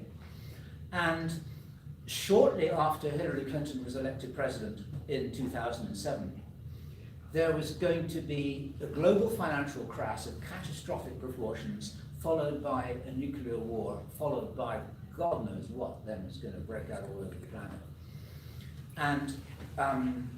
And what Dan was telling us for 5 hours was the fine detail, written like a history book, looking back, of that entire period and the years to come, which was something that we were kind of thinking, shit, we do not want to see this. And we know that that didn't happen. I've never forgotten it because it was so vivid, it was so dramatic, it was so authentic. In my mind, there's no way that anyone could have invented that, could have scripted that. The authenticity and the passion and the nervous energy with which Dan was downloading this for all this time sure felt real to me. And it was an example of what I said earlier, that as best I know, everything that he said, he believed it. And he was doing something for 6 months. I don't know whether he was on vacation somewhere or whether he was working in Area 51, but he was doing something that no one else knew about. And of course, I mean, the last thing I'll say about this is then this begs the question of why the heck everyone in the behind the scenes New World Order world seemed to be wanting Hillary Clinton to be president again. When it didn't work out in 2008, they sure wanted her to be president in 2016, and that didn't work out either. And my personal best guess is that whatever they are engineering to plan is not working out. It's not working out. And one thing that Dan did say to us, just as a kind of one-line flip summary of this kind of thing, is that what tends to happen with this timeline, with this looking glass portal viewing device, is that the key players, like the politicians, the people who are tend to be prominent in the world's news, let's say, that they look ahead and then they see what's coming and then they know what they're meant to do. You see, they follow the script. They follow the script that they see in front of them. It's like, oh, I see myself doing this in a few months' time, so I guess that's what I better do. And so there's a kind of self-referential looping, making it come true kind of thing that these guys will sometimes do. It's very easy to make decisions if you can see the future and it seems to be the right thing to do, then you just do, then you don't have to worry anymore. You say, well, I guess I do that, and that's what happens. There were several times when Dan intimated that that's the way a lot of senior prominent figures operate. How that works out metaphysically, I have absolutely no idea, but what is really clear is that the script, and I say that in inverted commas, it's changed. It didn't work out the way that they were expecting to. It didn't work out the way that they had seen. Something had influenced it to be different. And my personal feeling is that there are significant other influences happening which are somehow pushing or pulling or steering or nudging things to be better than they could have been. That's all I can say about that. Okay. That's all I can say about Dan. Otherwise I really will talk all day. Next we have Henry Deacon. Very, very, very interesting guy. I spent literally hundreds of hours with him, hundreds of hours. And the way that I got to spend hundreds of hours with him was by strange happenstance. Because in 2007, my dear elderly mother was very unwell. She lived in northern England in a little town called Skipton. I spent quite a long time visiting her and taking care of her and so on and so forth. Carrie and I went to stay nearby, and we spent a lot of time with my mother. And Henry was just 40 miles away in another little town. I mean, in all the world, that's where he was. He had originally contacted us via an intermediary when we were both in LA. And we said, hey, where are you? And he told us where he was, which is a little northern English town called Halifax. And it was like, well, heck, that's just half an hour down the road from where my mother lives. That's nuts, and I'm going there next month. You know, of all the places in the world where he could have been. So that's kind of something that worked. And once or twice a week, we go and sit with Henry in an Indian restaurant in Halifax, and we talk to him for hours and hours and hours and hours. And I mean, all of this was off record. We were just having dinner, and he was just the most authentic guy. The first time we met, though, it wasn't in this Indian restaurant. It was at a Pizza Hut.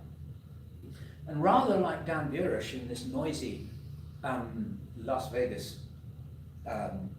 casino restaurant, Henry said, look, we're going to meet in Pizza Hut at 6 o'clock on a Saturday afternoon. Okay. And we said, okay, we'll be right there. And sure that, and 6 o'clock on a Saturday afternoon at Pizza Hut, that's the noisiest place. It's like all the children were in there, you know, all the kids were in there. There was this cacophony of kids, and every table was full, and you couldn't hear a thing. And Henry met us, and he put his finger to his lips, and very prominently He took his battery out of his cell phone, put it on the table, took the battery out so we could clearly see what was happening, and then he motioned us to do the same thing, and then he said, right, now we can start talking. It's the very, very first thing he did. Second thing he did was he put his documentation on the table. The people who he worked for, what he could show us that was real, meaning what he had available to show us. He did his best. And even in that environment, his actual employer, that was one of the agencies, and as you know, there are many more agencies beside the CIA and the FBI. There are a lot more other agencies in the alphabet soup. And he didn't even want to whisper it. He wrote it down on a piece of paper. He wrote it down on a piece of paper and then tore it up so we could, and even to this day, we haven't told anyone who he worked for.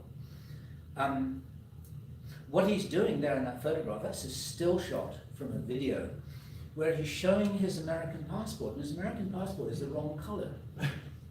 Okay, that's a diplomatic passport. It's, I'm not quite, it's brown or green or something like that, but it's not, I don't know anything about American passports, but it's not the kind of American passport that you guys have. It's a different color. That's why he showed it. It's just another little thing saying, look, I'm not just anybody here.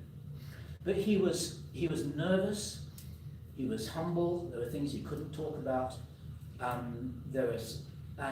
but what he said, what he told us basically, and this is a story that I think most of you know, I'll just repeat it again on the record, because I've heard this from him so many times, that in a way that has never changed. See, this is important. Beware of people who change their stories. Henry never changed his story at all. I'd ask him questions about his story, many things he didn't know the answer to.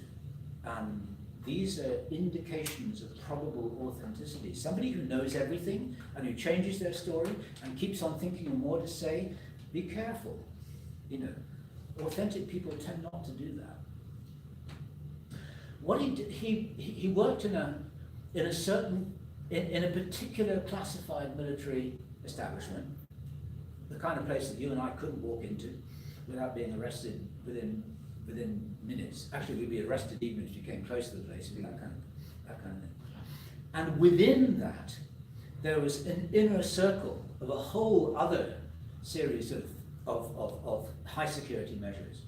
And in the core of this was something that he described as like a goods elevator.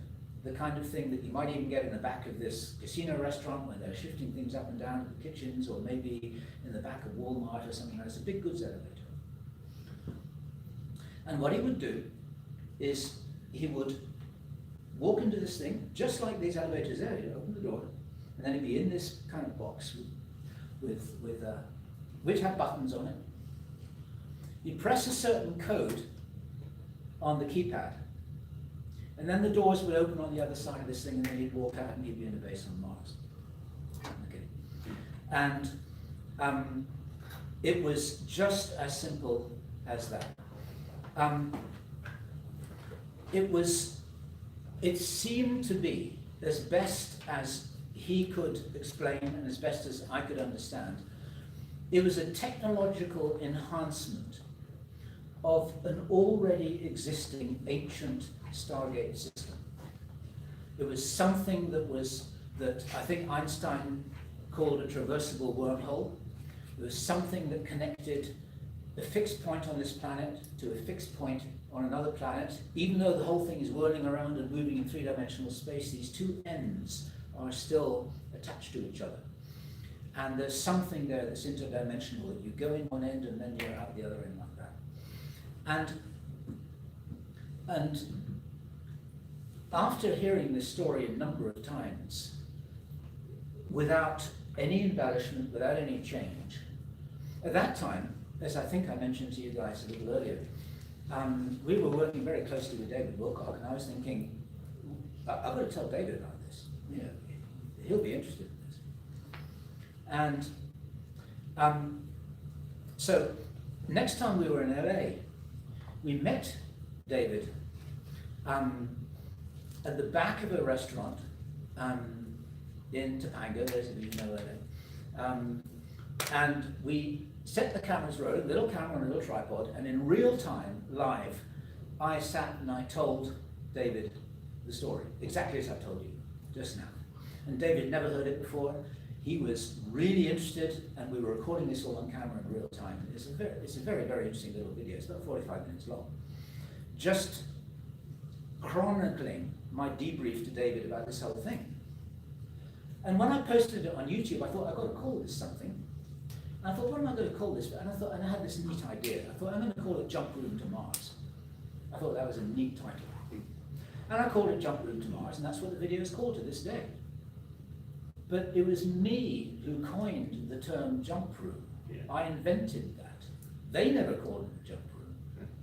It was called the corridor. That was the name of the thing. It was called the corridor. So Andy Bajago, who is talking about a jump room later on, it was never called a jump room. He never heard the term jump room. I invented the term jump room when I posted this video on YouTube. You see, people don't know that. Very, very interesting. I actually, you know what? I should trademark it. And there's a connection with Henry, and one of the other things which I want to talk about, which I'll come to a little bit later, because Henry knew a lot of stuff, and he was never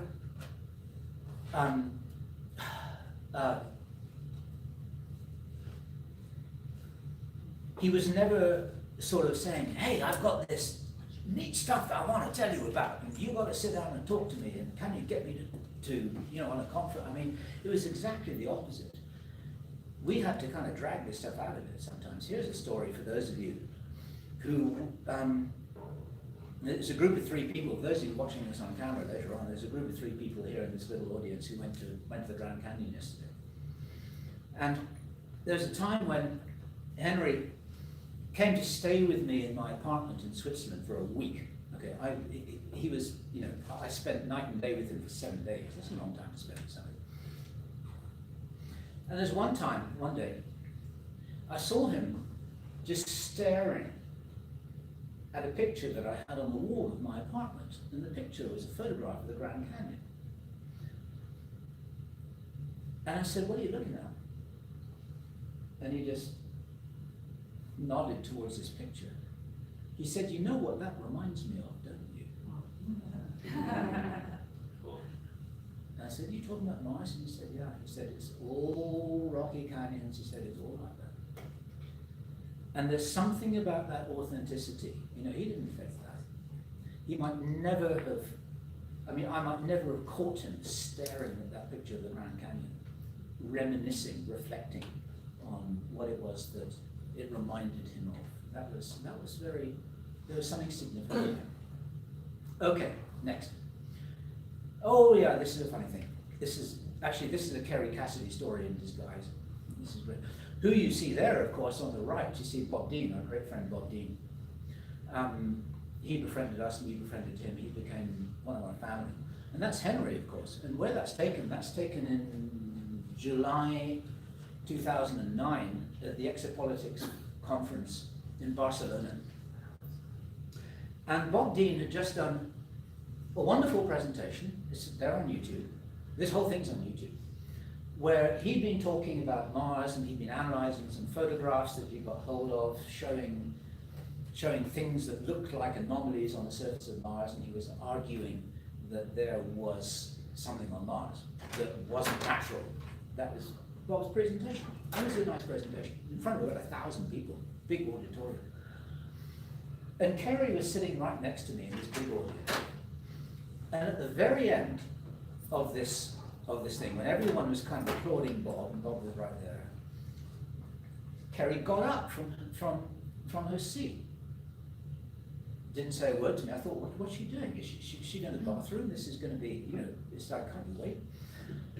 And what he did, what she did, she strode off to a different part of the auditorium that was a good 100 feet away, grabbed Henry by the hand where he was sitting separate from us, and hauled him on stage. Henry had no idea this was going to happen.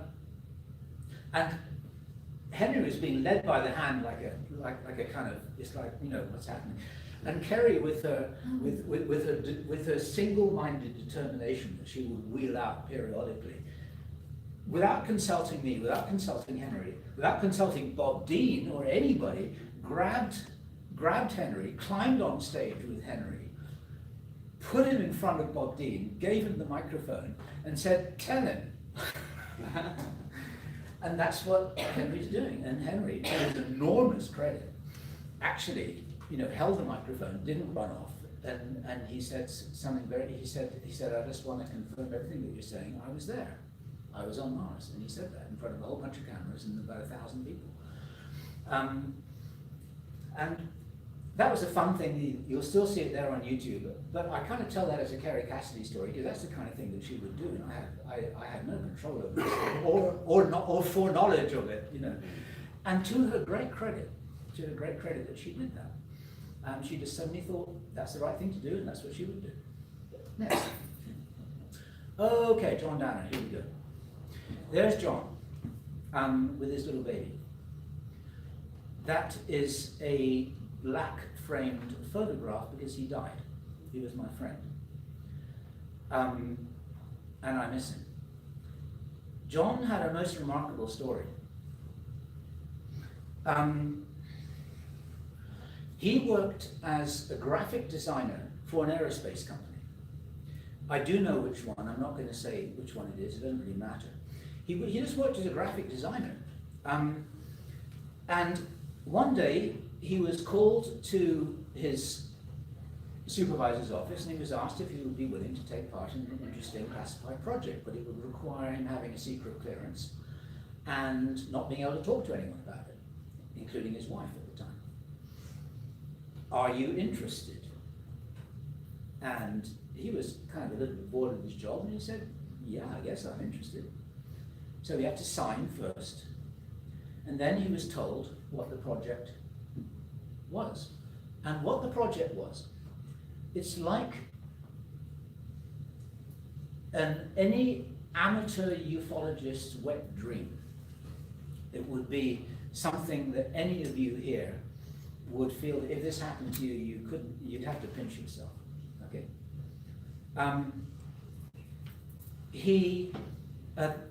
The assignment was every morning to report to an unlit, unwindowed room with only one door, a bit like this, I guess, one door, armed guards at the front, and he would have a mail bag, literally a mail bag,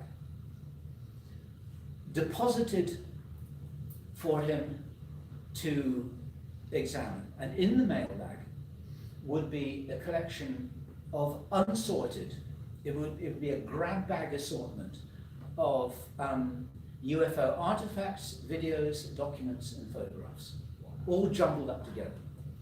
And his job was to categorize them, to sort them, and to sort of be a librarian, to kind of figure out what should be bundled with what. Somehow, all of this stuff had been unsorted, and his job was to sort it all out like a kind of librarian. And they wanted a graphic designer because they wanted somebody who had an eye for detail, who knew about, I don't even know what he would know, who know about all the kind of things like dates and fonts and the history of documents and things like that. And he'd do all this all day, and then he'd kind of hand all this stuff back in a beautifully ordered sort of, and then the next day he'd have another back. He did this for 6 months. And he couldn't talk to anyone about it. He did this for 6 months. Some of the things, in fact, many of the things, he said, he was not able to examine because they were summarized and in some sealed document, in some sealed envelope or in some sealed box. So he wasn't able to take a good look at some of the things. He said he looked at a lot of stuff. I later introduced him to the Majestic Documents researchers, Bob and Ryan Wood, who were really interested to talk to him about what he could remember about the documents that he saw. And they got some interesting information from him, but once again, I mean, he couldn't prove that he'd ever done this. He just told a very, very, very solid story. And what happened was this. We'd interviewed him in writing, and I did an audio interview with him with the camera in the back of his head at one point. And then at the Crash Retrieval Conference in Los Angeles in November 2008, he told us that he wanted us to make a little announcement on his behalf. And he recorded a 3-minute snippet, an audio snippet in his own voice, saying, you know, I'm the guy who these people have been talking about. I had this experience. I was the guy who sorted this mailbags full of stuff. I don't even know why I was doing it, but that's what I did. And what I would very much like to do, he said in this little audio clip, I would like to make myself available. I'd like to take that step of coming forwards, and I would be very happy to be invited to any conference, so you can ask me questions in person, and here I am, and you can see you can look into my eyes, and you can see my face, and I can tell you a little bit more about my experience. And we played that audio before this conference, and everyone thought that was very interesting, and people were saying, yeah, you know, put us in touch with this guy, sounds very interesting. 3 weeks later, he was Christmas shopping with his wife, and he dropped down dead. They took him out. I do not know why they take some people out and they leave others alone. I don't know why. My best guess, which is only a guess, is that it's actually the luck of the draw. It depends who's in charge of what department and who gets to be in charge of making what decisions on a certain day and what side of bed they got out of. And if you piss off the wrong guy at the wrong time, then they're just going to go take him out. Other people, they don't care. That's all I know. But I don't think it was a coincidence. It might have been, but he's gone. So we never got to hear his story. The only reason why I'm presenting this here is because in honor of my friend. Okay, next. Jerry Pippin. Oh, Jerry Pippin. Okay, I've only got Jerry Pippin's photograph in there. He's an old-time radio host, lovely man. He became a friend of ours. He did an awful lot to popularize Camelot in the early days, and he was also the guy who gave the name, the unfortunate name, Mr. X, to John Danner. That was Jerry Pippin. Next, okay, Elizabeth Nelson. She didn't really look like that. She had shorter hair. She had a military haircut. I thought that was a cool silhouette. The story there was I was in Switzerland, living in Switzerland, in Zurich, in 2009. And I'd known her for about 6 months. She'd married a Swiss guy. She was 20, don't know how old was she, 28, 29, something like that. She was a nice girl. One of many people who I knew there, who was an expat. And one day she came up to me. I mean, she was just a regular American girl. One day she came up to me, she said, you know, I've got a story to tell. I wonder if you would care to hear it. And I said, sure, I'll hear any story. And she said, okay, let me tell you what happened to me. On the morning of 9/11, at that time, she was in the military. She was a young military cadet. Only 21 or something like that. 22, I can't remember how old. All the details on the camera on the website. She was very young. And as everybody was at that time, whether they were in the military or not, they were watching this horrific scene play out live on television monitors on the wall of the cafeteria or on the wall of anything. People were just glued to these televisions, watching these planes, these burning buildings and stuff. And she, in her uniform, was in this military base, just as a very raw, very junior cadet, watching all of this stuff. And the more senior people were rushing about, as one can imagine.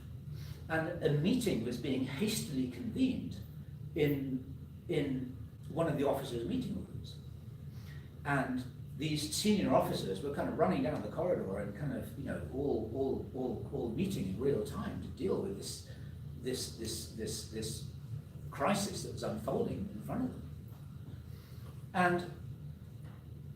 And she was standing there and said, come, I need some help. And she was pulled into the room simply so that they'd have someone standing by the door, go get coffee, go get photocopies, go send a message. And like they just had this junior gopher there. And her job was just to stand there, be invisible, and do anything that she was told to do because she might possibly be useful in that room to these people who were holding this important meeting.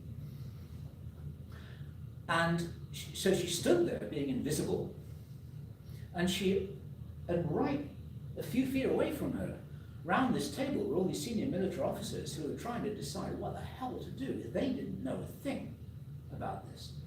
It's a myth that the entire military establishment knew the whole thing. Of course not. It's highly compartmentalized. The fewer people that know what the heck's going on in a classified operation, the better. And so these senior officers, they didn't know anything. All they knew was that all hell was breaking loose in New York. But their area of responsibility was because there was a plane, the civilian plane, which was Flight 93, that was flying, heading directly towards an underground base, which is called Site R. You can look this up in Wikipedia, Site R, R for Ryan. It exists, it's real, it has its Wikipedia page, and it's just one of many underground establishments they've got that are part of the military defense network.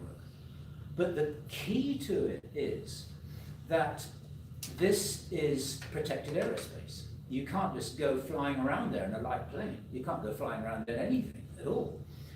And there are well-established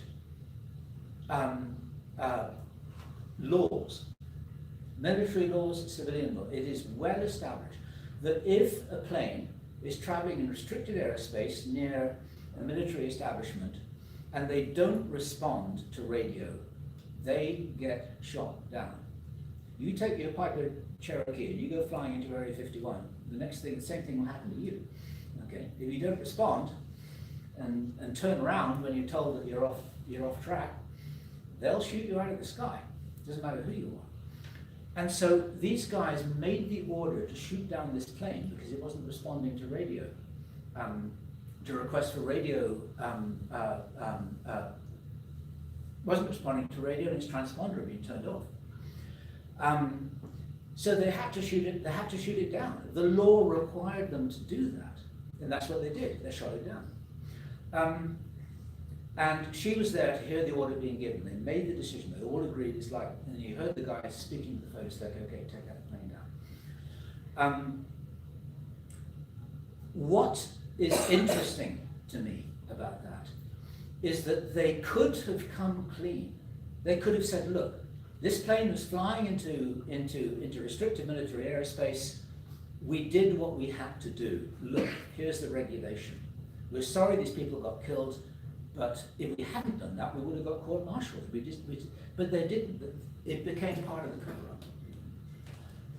She doesn't know what that plane was. She doesn't know why it was heading in that direction. Nobody. I mean, there's so much about 9/11 that nobody knows. She doesn't know any more than the rest of us do. All that happened was that she heard that order being given. All the stuff about let's roll and the whole thing crashed into that big crater in Shanksville and stuff. That was a load of baloney.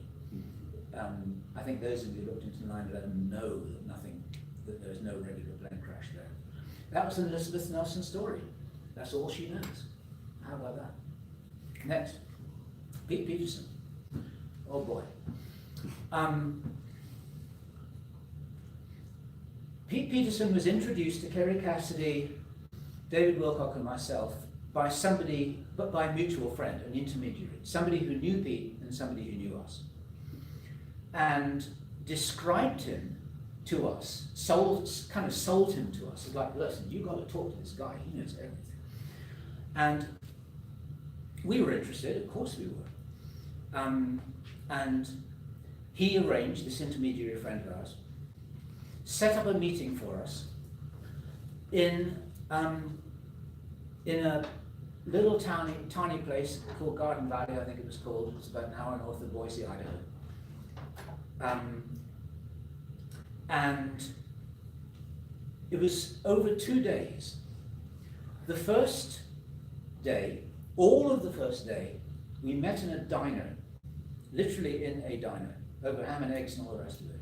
And he talked to us for hours and hours and hours and hours and hours about all kinds of interesting things. And the purpose of that first meeting was kind of just to get to know each other and also to agree what the second day would be about. And the second day, we'd have our cameras rolling, and where we would have our cameras rolling was going to be in our motel room. And that's what happened. And we agreed what we'd talk about. We kind of planned out the interview that was in 3 parts. Kerry did a part, I did a part, David did a part. And that was our 2 days with Pete Peterson. And it was fascinating. And he told a story, he told a whole series of stories that had me just on the edge of my seat. It's like, well, I did this, and I saw this, and I heard this, and I was told this, and he went on and on and on and on and on and on and on and on and on. And we published the whole interview on Camelot. We gave it a big drum roll. A lot of people were very interested in that. And then kind of that was that. He was a witness who told a lot of remarkable stories. He was part of our whole sort of retinue. And then years later, just a couple of years ago, there he suddenly shows up on Gaia TV, on Cosmic Disclosure, with David Wilcock, looking a bit older.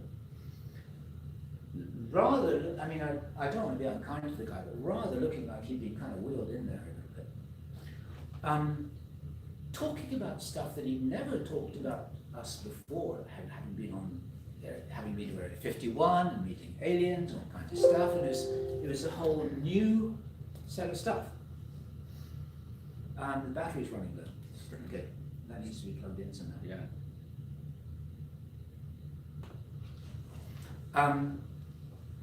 There's a power cord there somewhere, if you can sort that out. Thank you. Okay, so by this time, I've learned a lot of years had passed. I was suspect of David Wilcock, who no longer was somebody who I was in regular contact with. I was suspect of Cosmic Disclosure as being something that was being sold very much for entertainment purposes. And as I didn't follow every new minute of Pete Peterson's new story, but I rapidly got the very strong sense that, as I was mentioning just a little bit earlier in this little talk right here, that this is a whole bunch of new stuff coming forwards, almost as if it's being groomed and manufactured and represented for entertainment purposes. It seemed to look like that. And by this time I was skeptical of Cosmic Disclosure, for reasons a lot of people watching this will understand. I was pretty skeptical of David Wilcock and his own agenda, which, in my personal opinion, again I don't mean anything unkindly, was an awful lot about making him be the hero for wheeling out one insider after another. And then I started to look again at the original story that he told us, and with new eyes. And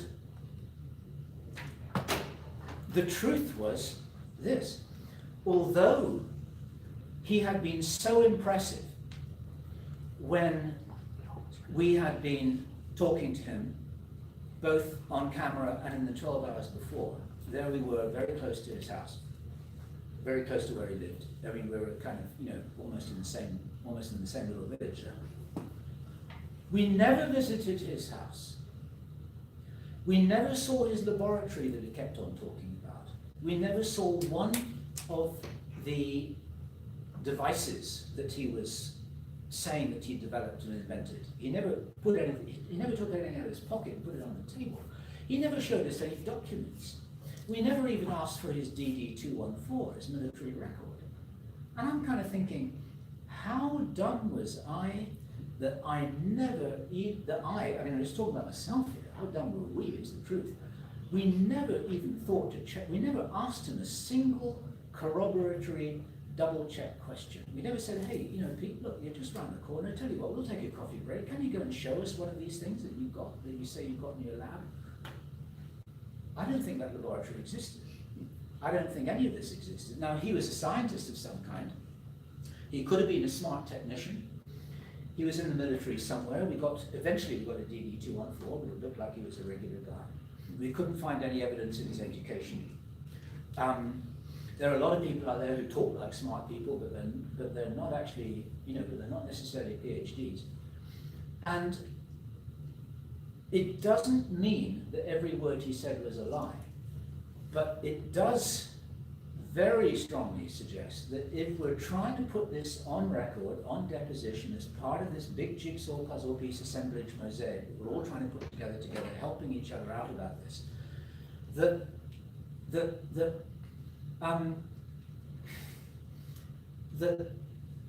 we didn't do our due diligence. We weren't responsible enough to say, look, at least give us some evidence here that allows us to be confident about this. And I think it was either last year or maybe even the year before, I went on record in my little tiny corner of the universe, Project Avalon here, just to say, I can no longer stand by this testimony. I have to withdraw that evidence from the court. It may be real or it may be not, but you can kind of make an analogy. It's like a judge would say, look, disregard that. You can't regard that as expert witness anymore. The expert witness is disqualified himself because he wasn't qualified. And for those of you watching this on video, whenever you may be doing that, there's someone in this room here who subsequently went to check out in person the claim that he started to talk about fairly frequently, and which was amplified by David Wilcock, about how his house was being raided, all the contents of his laboratory was being buried in a pit by a bunch of bulldozers, and David Wilcock was saying, this is so tragic because Pete was going to leave me millions of dollars worth of valuable stuff in his will, and I missed out on my inheritance. I mean, he really was saying things like that. And so somebody who works very closely with me and us at Project Avalon, we have a bunch of good researchers there. I said, you know what? I live in Boise, Idaho. I'm only an hour away. I'm going to get in my car and I'm going to drive to his house and see what's there. And this person did that, drove to the gates of his house, talked to the people who were cleaning out his house, who were wearing masks because it was so unsanitary and disgusting. Talked to the neighbors who said, this is a crazy old man, it's a tragic story. The people who were clearing out the house, who were very nice and very friendly, said, look, you can't come in here, this is too insanitary. There are bottles of urine, there are dead cats in here, he's a hoarder, it's full of junk, nothing's being buried, there's no laboratory, there's nothing valuable here at all. It's a standard foreclosure situation, it's a tragic case of an old man who's been losing his mind over a period of time. That's what it seems to be. We all know, those of you watching this and those of you in this room, you know that the story of elderly people who are lions in winter, sometimes it's a tragic story. They may have been wonderful people, great people, smart people when they were younger. When they're a little bit older, their brain power starts to fade a little bit. They have holes in their memory. They start to invent things. Medical people call this confabulation. Even if they believe what they're saying, they have holes in their memory and they fill it with things that they've invented. Any doctor any decent doctor, they will tell you this happens frequently. Some of you may have experience of this. And elderly people tell stories. They love to tell stories. And if they can't remember what stories to tell, they'll invent the stories because they love to tell the stories. And again, this is a salutary tale for any young researcher coming into the field. It's like, be very careful when an elderly person, another one, William Tompkins, we won't go there, okay, with enthusiasm and maybe even some articulacy spins a wild tale about things that they did when they were much younger. It may not be true if they can't demonstrate it. You can't take them at face value. We can't afford that to happen when we're trying to assemble this collective jigsaw puzzle of what on earth all this is all about. So that's the sad story of Pete Peterson, and I don't wish him any ill. I think it's a tragic story. And I think there may be many of these. We'll move on to the next guy who, okay, we'll go back again to Pete. Just there. That was enigmatic. The word Mars back then. I want to tell you about Solar Warden. This is the real story of Solar Warden. So interesting. In early 2007, I would occasionally read posts and threads on a forum at that time. This is before the days of Project Avalon. It was a different forum devoted solely to ufology. It was called the Open Minds Forum. And it's all there on archive.org. The forum no longer exists, but it's all there. And there was a thread that was posted by somebody anonymously. They had anonymous members of that forum. And this thread it contained posts as if they were written by somebody who knew what they were talking about. And let me see if I can find the in a second. Read it. I may not read it. Okay, I don't have it. He said there is the code name for a classified space fleet, and the code name is called Solar Warden. It contains 8 aircraft carrier-sized ships and 43 smaller craft. That was the essence of the post, and he went on to talk about a whole bunch of other stuff. And that caught my attention, as you can imagine. And I thought, well, that's interesting. This is just a matter-of-fact statement from somebody who is talking as if they knew something. So I said to Kerry, hey, look, have you ever heard of this before? She said, no, never heard of Solar Warden before. I asked other people. Nobody had ever heard of Solar Warden. Nobody had ever heard of this. It was absolutely new. And I had the bright idea. I thought, I'll ask Henry. I'll ask Henry Deacon. Henry Deacon knows a lot of stuff. Maybe he knows. And then I had an even brighter idea. I thought, rather than ask him, I won't front load him at all. What I will do is I'll send him a text message on his phone. Solar Warden ? Just that, 2 words and a question mark. And I did that, Solar Warden ? And I was fully expecting him to say, why did you send me that? What's Solar Warden? Is this a movie you want me to see? What does this mean? Why did you do that? Instead, within 2 minutes, he sent me 3 emails in quick succession from 3 different accounts, because he had a whole variety of different accounts. And next, the first email simply said Mars.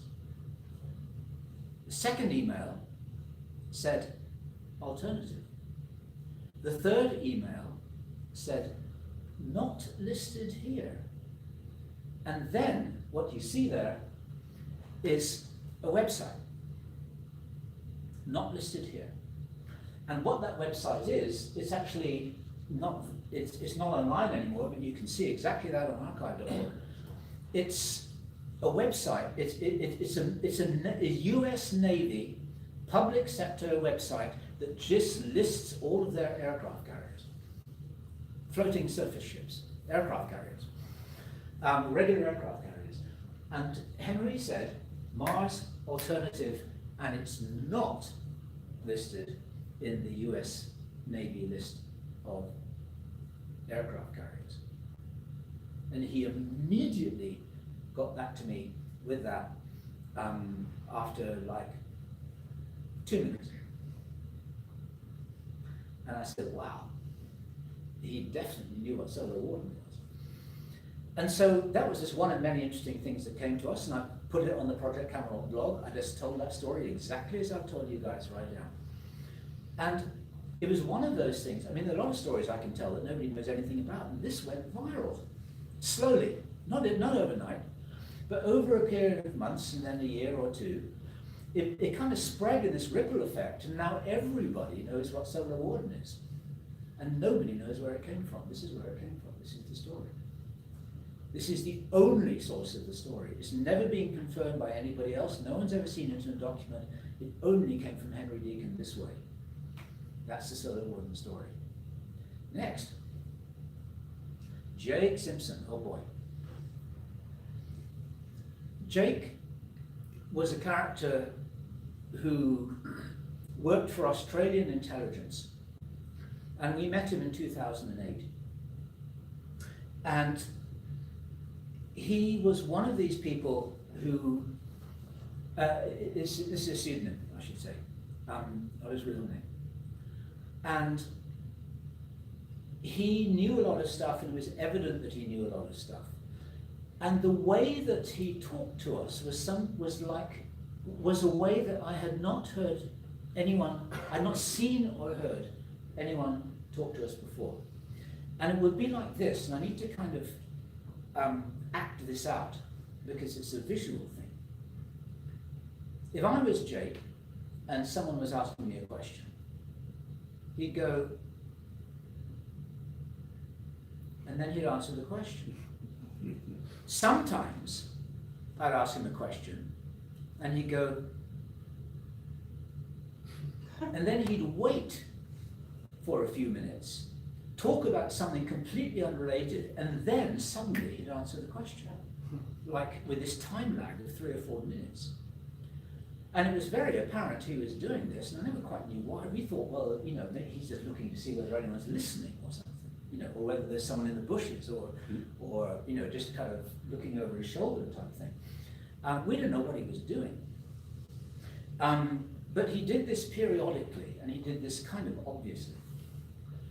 And one evening, we were there with him for a couple of days. We actually met him at in a place where a lot of other things were happening. I was talking with him in a bungalow which he was renting that was way away from anywhere. It was very remote. No other people around, no other accommodation around, and I was talking to him in the middle of the night. Kerry had gone to bed. It's about 2 o'clock in the morning. He said, "There's something I need to tell you." And I said, "You bet." Wrote it on. And then he started, and then with, very seriously, with great intention, and I need to act this out, those of you who can see this. And then he was talking to me very deliberately, as if he was forcing his words out, as if he was struggling against something. He was fighting to get the words out. He really was. And this was a powerful alpha male, not a shrinking violet at all. He was a powerful guy, and he was struggling to talk. And at exactly the same time, I was being put to sleep, like someone had injected me with a drug. At exactly the same time. And there was this bizarre comedy show happening that he was desperately trying, he was struggling and forcing himself to talk at the same time as I was struggling to stay awake. And to this day, I think I eventually fell asleep. or nodded off, or something. I mean, it didn't work. Whatever happened didn't work. Either he stopped talking or I fell asleep, or both. All I remember from that is that the next morning I met him for breakfast, and I said, Jake, what happened last night? You know, I mean, I didn't drink. I was feeling like something had happened. I feel like I'd been drunk. He said, it's better that you don't know what I was trying to tell you. And to this day, I do not know what he was trying to tell me, because I never got it, I can't remember it, and I don't know if you finished telling the story.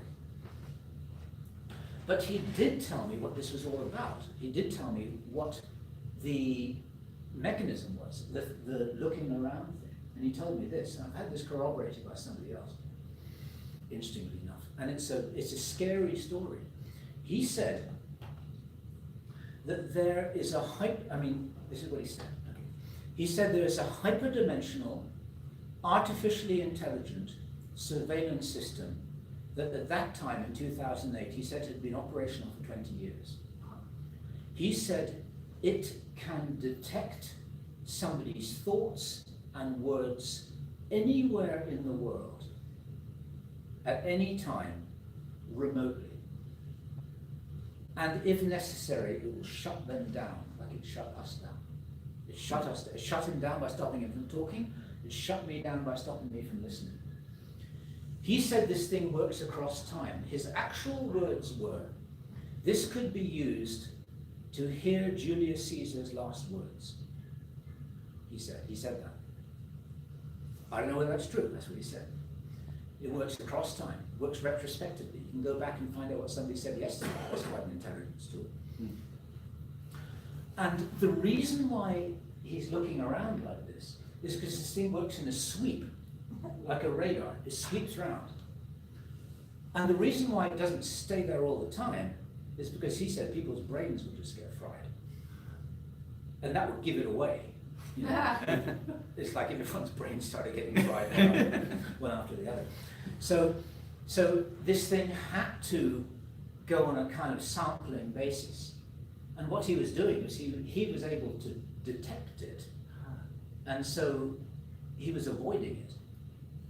And he was slipping in certain things when he felt it was kind of pointing the other way. And I said, I said, is this ET technology? He said, of course it is. And I said, and he said, they are not happy that we've got it. The impression that I got is that this is something that we've got hold of somehow. Humans are smart. Humans can pick up things like this and figure out how they work and make them better, and we've weaponized this thing. And as I said, I've heard from somebody else something very, very, very similar. Is this true? I don't know.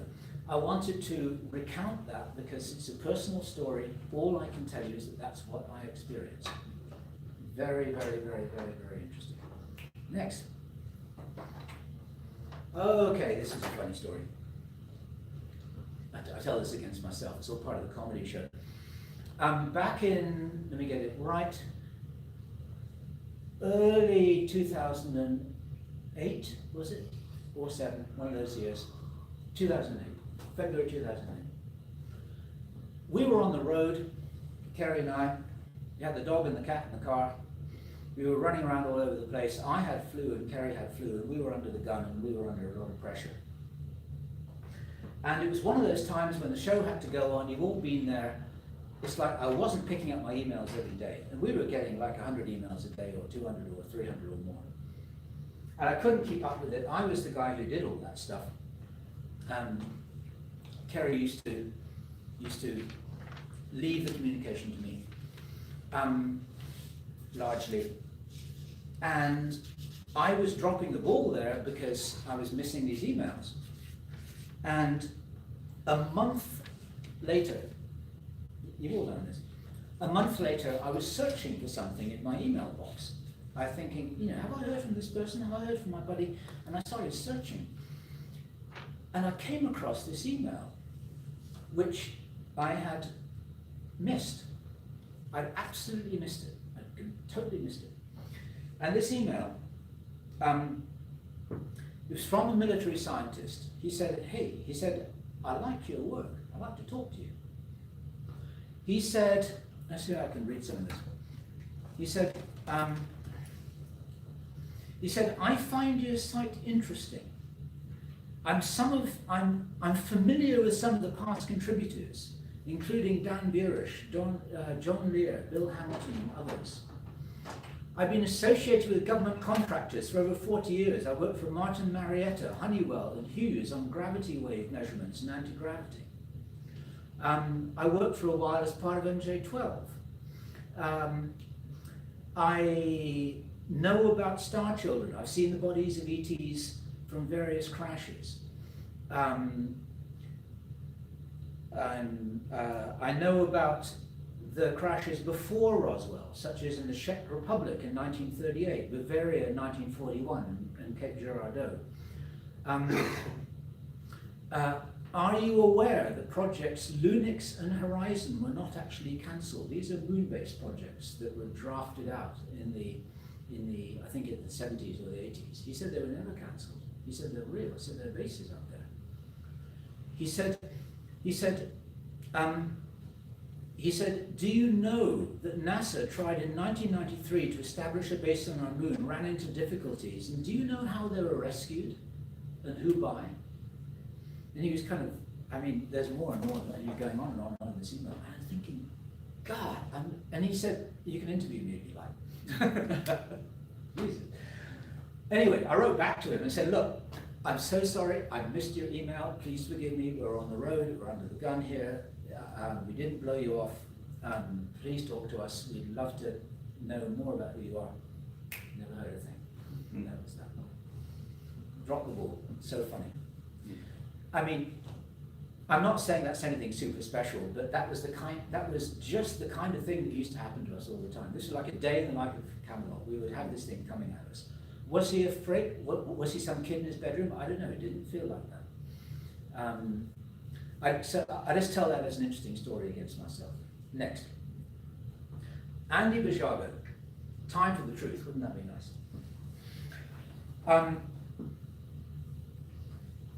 As I said earlier on, I was the first guy to talk to Andy Bajago. First guy to talk to him. I spoke to him for 4 hours in February 2007 on the telephone from Kerry's apartment. I was talking to him on the phone, so Kerry couldn't hear the other half, but Kerry got so bored that she went off to bed. She said, tell me about this in the morning. And I was listening to Andy, who I'd never spoken to before, never heard his name before, just a personal recommendation. Saying, he told me all about Project Pegasus and his childhood teleportation experiment. Some of you will know this who follow Andy's work. It was very, very interesting. He told me a whole bunch of stuff in great detail, which has never changed. That bit has never changed. He still talks about that to this day. 4 hours. He never mentioned Mars. Not once. He never mentioned Mars. He never talked about all the crazy stuff that he talked about later. About seeing Obama on Mars and running about on the surface of Mars and breathing the air there and the jump room thing and seeing in a time machine that he was going to be the president and time travel and all these crazy stories. And the significance is that there I was, I talked to him for 4 hours, maybe he forgot about that stuff. Or maybe he didn't know it at that time, maybe he didn't have it to tell. I very strongly suspect that something happened to him where these subsequent stories that he tells now were overlaid and implanted on him in such a way that he believes that he has always known that. He talks as if he's always known. He doesn't say, hey, you know what? I suddenly remembered this stuff 2 years ago. He doesn't even say that. He talks about it as if that conversation that he had with me in February 2007 had never happened and was a different conversation. And I strongly suspect that that was done not only to discredit himself, but to discredit people like Henry Deacon, who I think was authentic. Because what better way to do that than to inject someone in the scene that tells so many wild stories that somebody new to the whole arena says, you know what, they're all liars. I'm going to look at something else now. That's what people tend to do on the internet, and I understand why. And I had an interesting lunch once with Andy back in 2010, long after he started talking about Mars, after he started talking about all these wild things. And Andy's a nice guy, he's a smart guy, he's a lawyer, for goodness sake. He's an intelligent man. And Richard Dolan himself has said, you know, that if Andy moved in next door as his neighbor, he'd be delighted. He's a nice guy.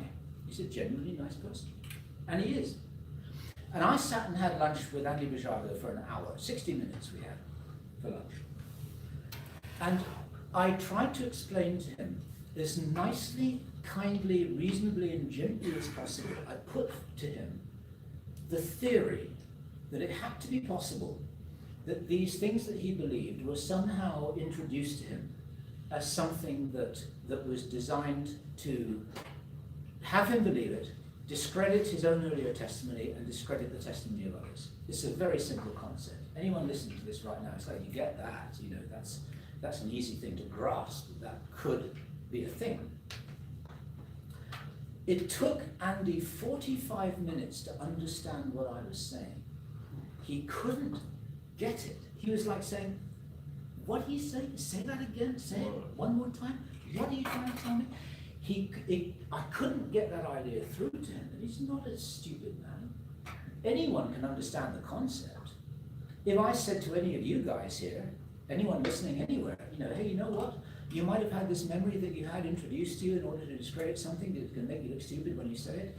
You might say, no, that didn't happen to me, but at least you'd understand what I was saying.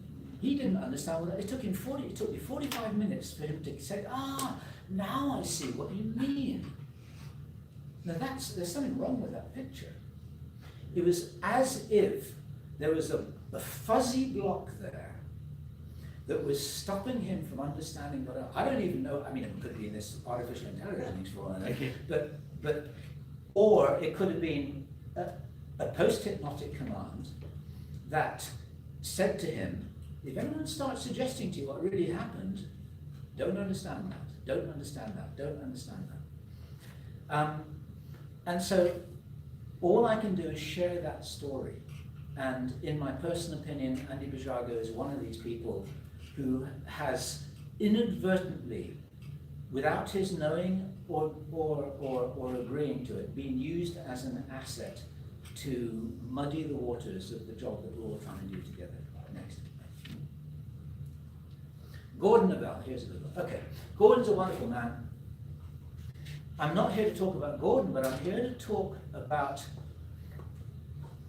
the nephew of a friend of his who contacted us with a remarkable story.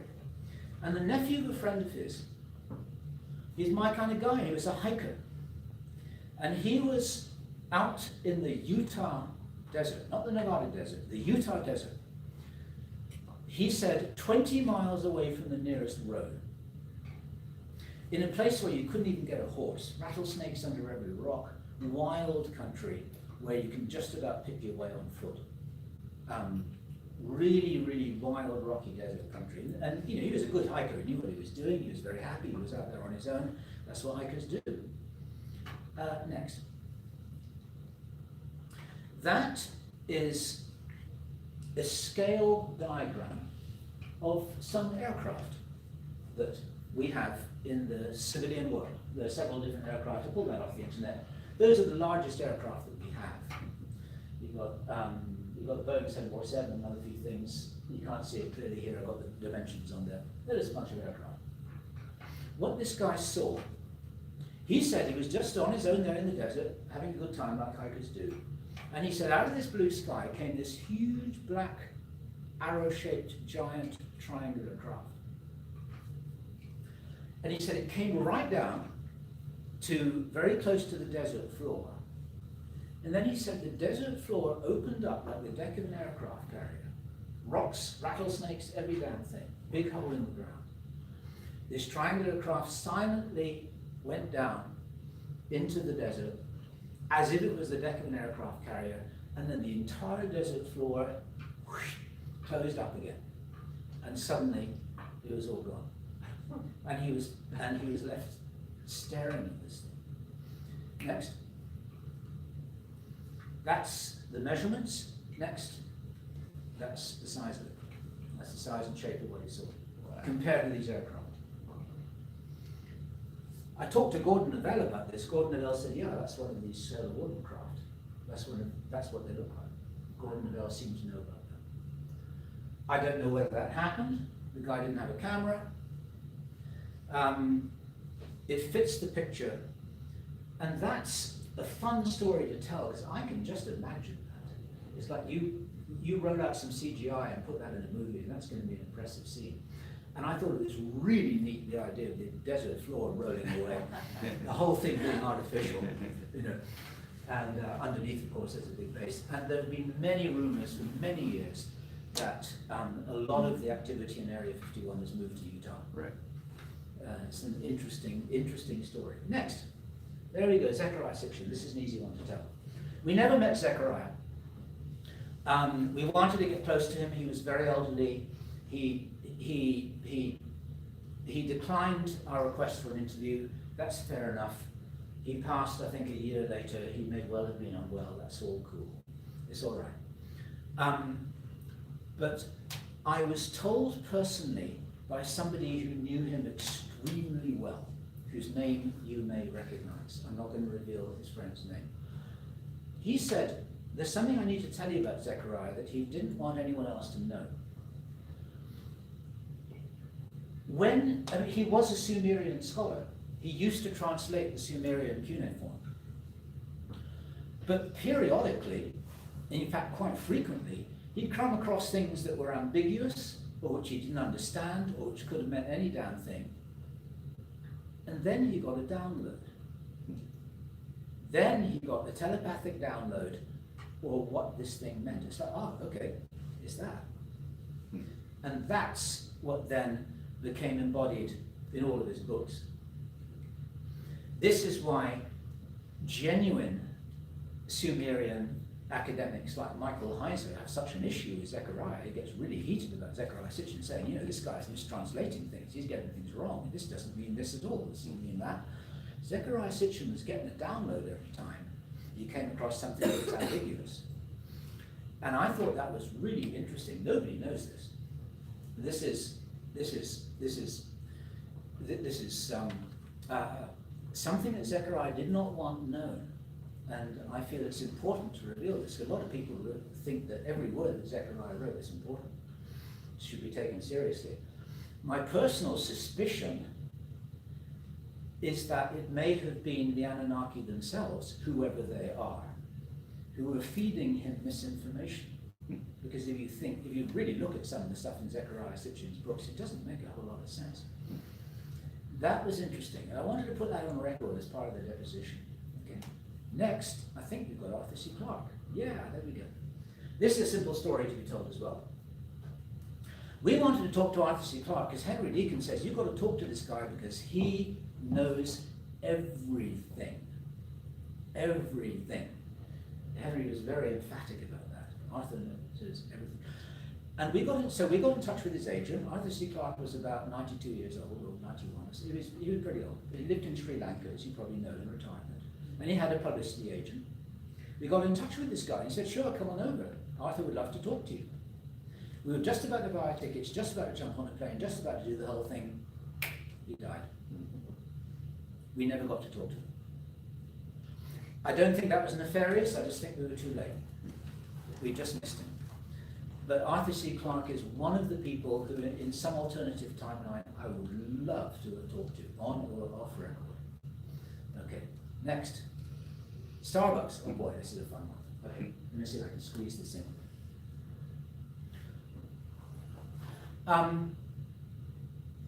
We had a lot of people follow us on Project Camelot, as you can imagine. People would write to us all the time, like that military scientist. One person who wrote to us was somebody who lived in Belleville, Ontario. just to the east of Toronto on Lake Ontario. She said, this person, she said, I've just had the most incredible experience. I've been sitting in Starbucks talking to another woman. It's like, okay. She said, this other woman, we were sitting in Starbucks, I was just having a coffee and she was there reading a book. And we got talking. Next table, we were just chatting away. And this other woman is very pleasant. They were talking about, you know, everyday things like people do. And eventually, after that, they kind of connected because they each liked each other a little bit. There's a reason why Charlie Brown's on there. And then this woman told our contact, well, I'm here watching those people over there. See that guy over there and the table, and that guy there and that table, and that guy over that table? There's three of them. She said, I'm just supervising those guys. She said, they're hybrids. And my friend, our contact said, what, they all had big round Charlie Brown heads with not much hair. And they were sitting there on the table, apparently, each of them on their own, just drinking a cup of coffee, just sitting very quietly, just sitting in Starbucks. And what a perfect place to watch how humans behave. What a perfect place to learn how to order a cup of coffee, to learn how to eat a bit of cheesecake with a fork, how to manage money, how to say hello to somebody, how to do all these simple things. If you listen to the work of David Jacobs, he will say exactly that. He will say, you know, these guys are pretty smart, but they don't know anything. They're like toddlers in big bodies, and they've got to learn what a human is. What is this, you know, what's this knife? What's this fork? What do you do with them? And how do you eat? And what do you do with a cup of coffee? And what do you know? And what's this thing called money? And what are people doing when they meet each other and they touch each other's hands? What's all that about? You know, and they've got to learn all this stuff. And of course, what they do is they copy people. Starbucks is the perfect place to sit and watch humans be humans. And so I jumped on a plane. I went straight to that Starbucks with my camera, looking for people with Charlie Brown heads. And I saw a lot of strange people, but I never saw anybody with a Charlie Brown head. And I actually went there with our contact, and we spent all day there. And no one came in who she said was one of the people who she saw. She exchanged an email address with this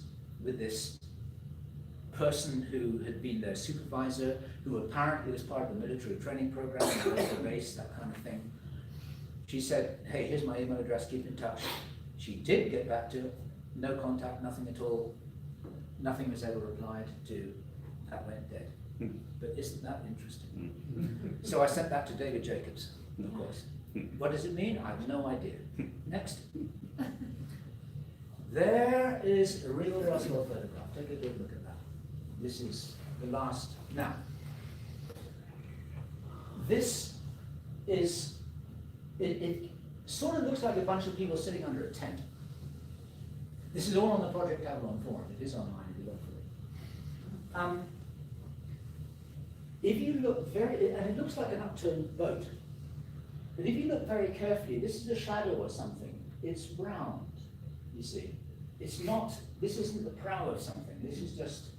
This is either a shadow or it's some aspect of the light.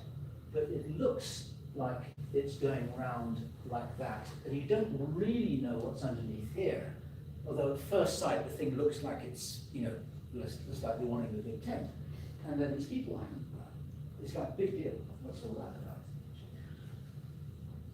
It matches the testimony of the Roswell Army Field public relations officer, whose name was Walter Hout, who on his deathbed testimony, he gave an affidavit, literally pretty much on his deathbed, where he described the thing as a 16-foot long egg-shaped object. He did not describe it as an aerofoil craft, which some people say it was. There's conflict there.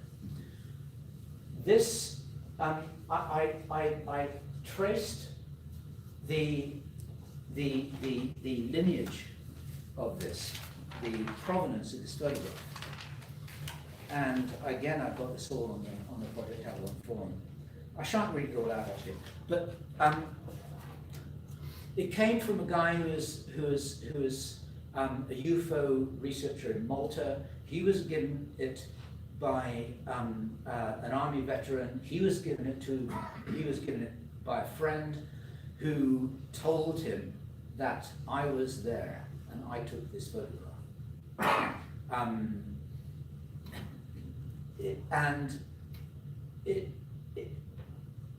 There was something there that was compelling. And then I saw the following. Next. The right-hand photo is a photograph of one of the alleged Roswell crash landing sites that is known in the literature as the Frank Kaufman site. You can look it up. Frank Kaufman's story is controversial and disputed. And I mean, of course, as you may know, there's been a lot of controversy about, well, where did this craft crash, and whose story do we believe, and how many different crash dates were there? And there's a lot of confusion at that time. And this is one of the versions of it. It's known as the Frank Kaufman site. It's the same place. You know that. It's the same. I've done a pixel by pixel analysis of this. This is the same place. The person who in this whole descriptive provenance, but there's nothing there about Frank Kaufman. I discovered that entirely. I thought I've seen that somewhere before. Let me look around, and I found it's the same place. And for me, that's compelling, because why would that be? Why would this photograph? Why would this old photograph have been taken in this bit of rocky canyon in New Mexico? I found that very, very interesting. So I can't claim anything for this. I think it shows something. It's one of the things that we'll never get an answer about. I wrote to Linda Howe about this, and she was very, very interested, because she personally has always been an advocate of the Frank Kaufman story. And for those of you who may be interested in this, maybe you're not, but if you are, go look at the Frank Kaufman story, look it all up, check it out, and it's just part of UFO history. And that was my kind of little finale to all of this. I don't know, have I got a final slide? I can't even remember. Oh yes, I have. That's, you know that.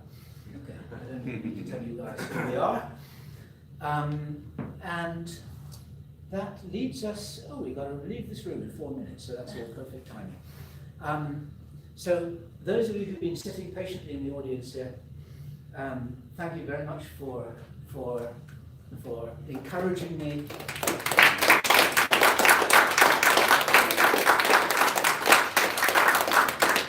To tell these stories. It also makes it much easier. It's a lot easier to talk to a group of real people than it is to talk to something sitting on a tripod. I tell you from experience. If I sat at home in Ecuador doing this, talking to my dog, it wouldn't be all the same. So thank you for helping me to put this all on record. And for those of you who may be watching this now in real time, or who may be seeing this later, please contact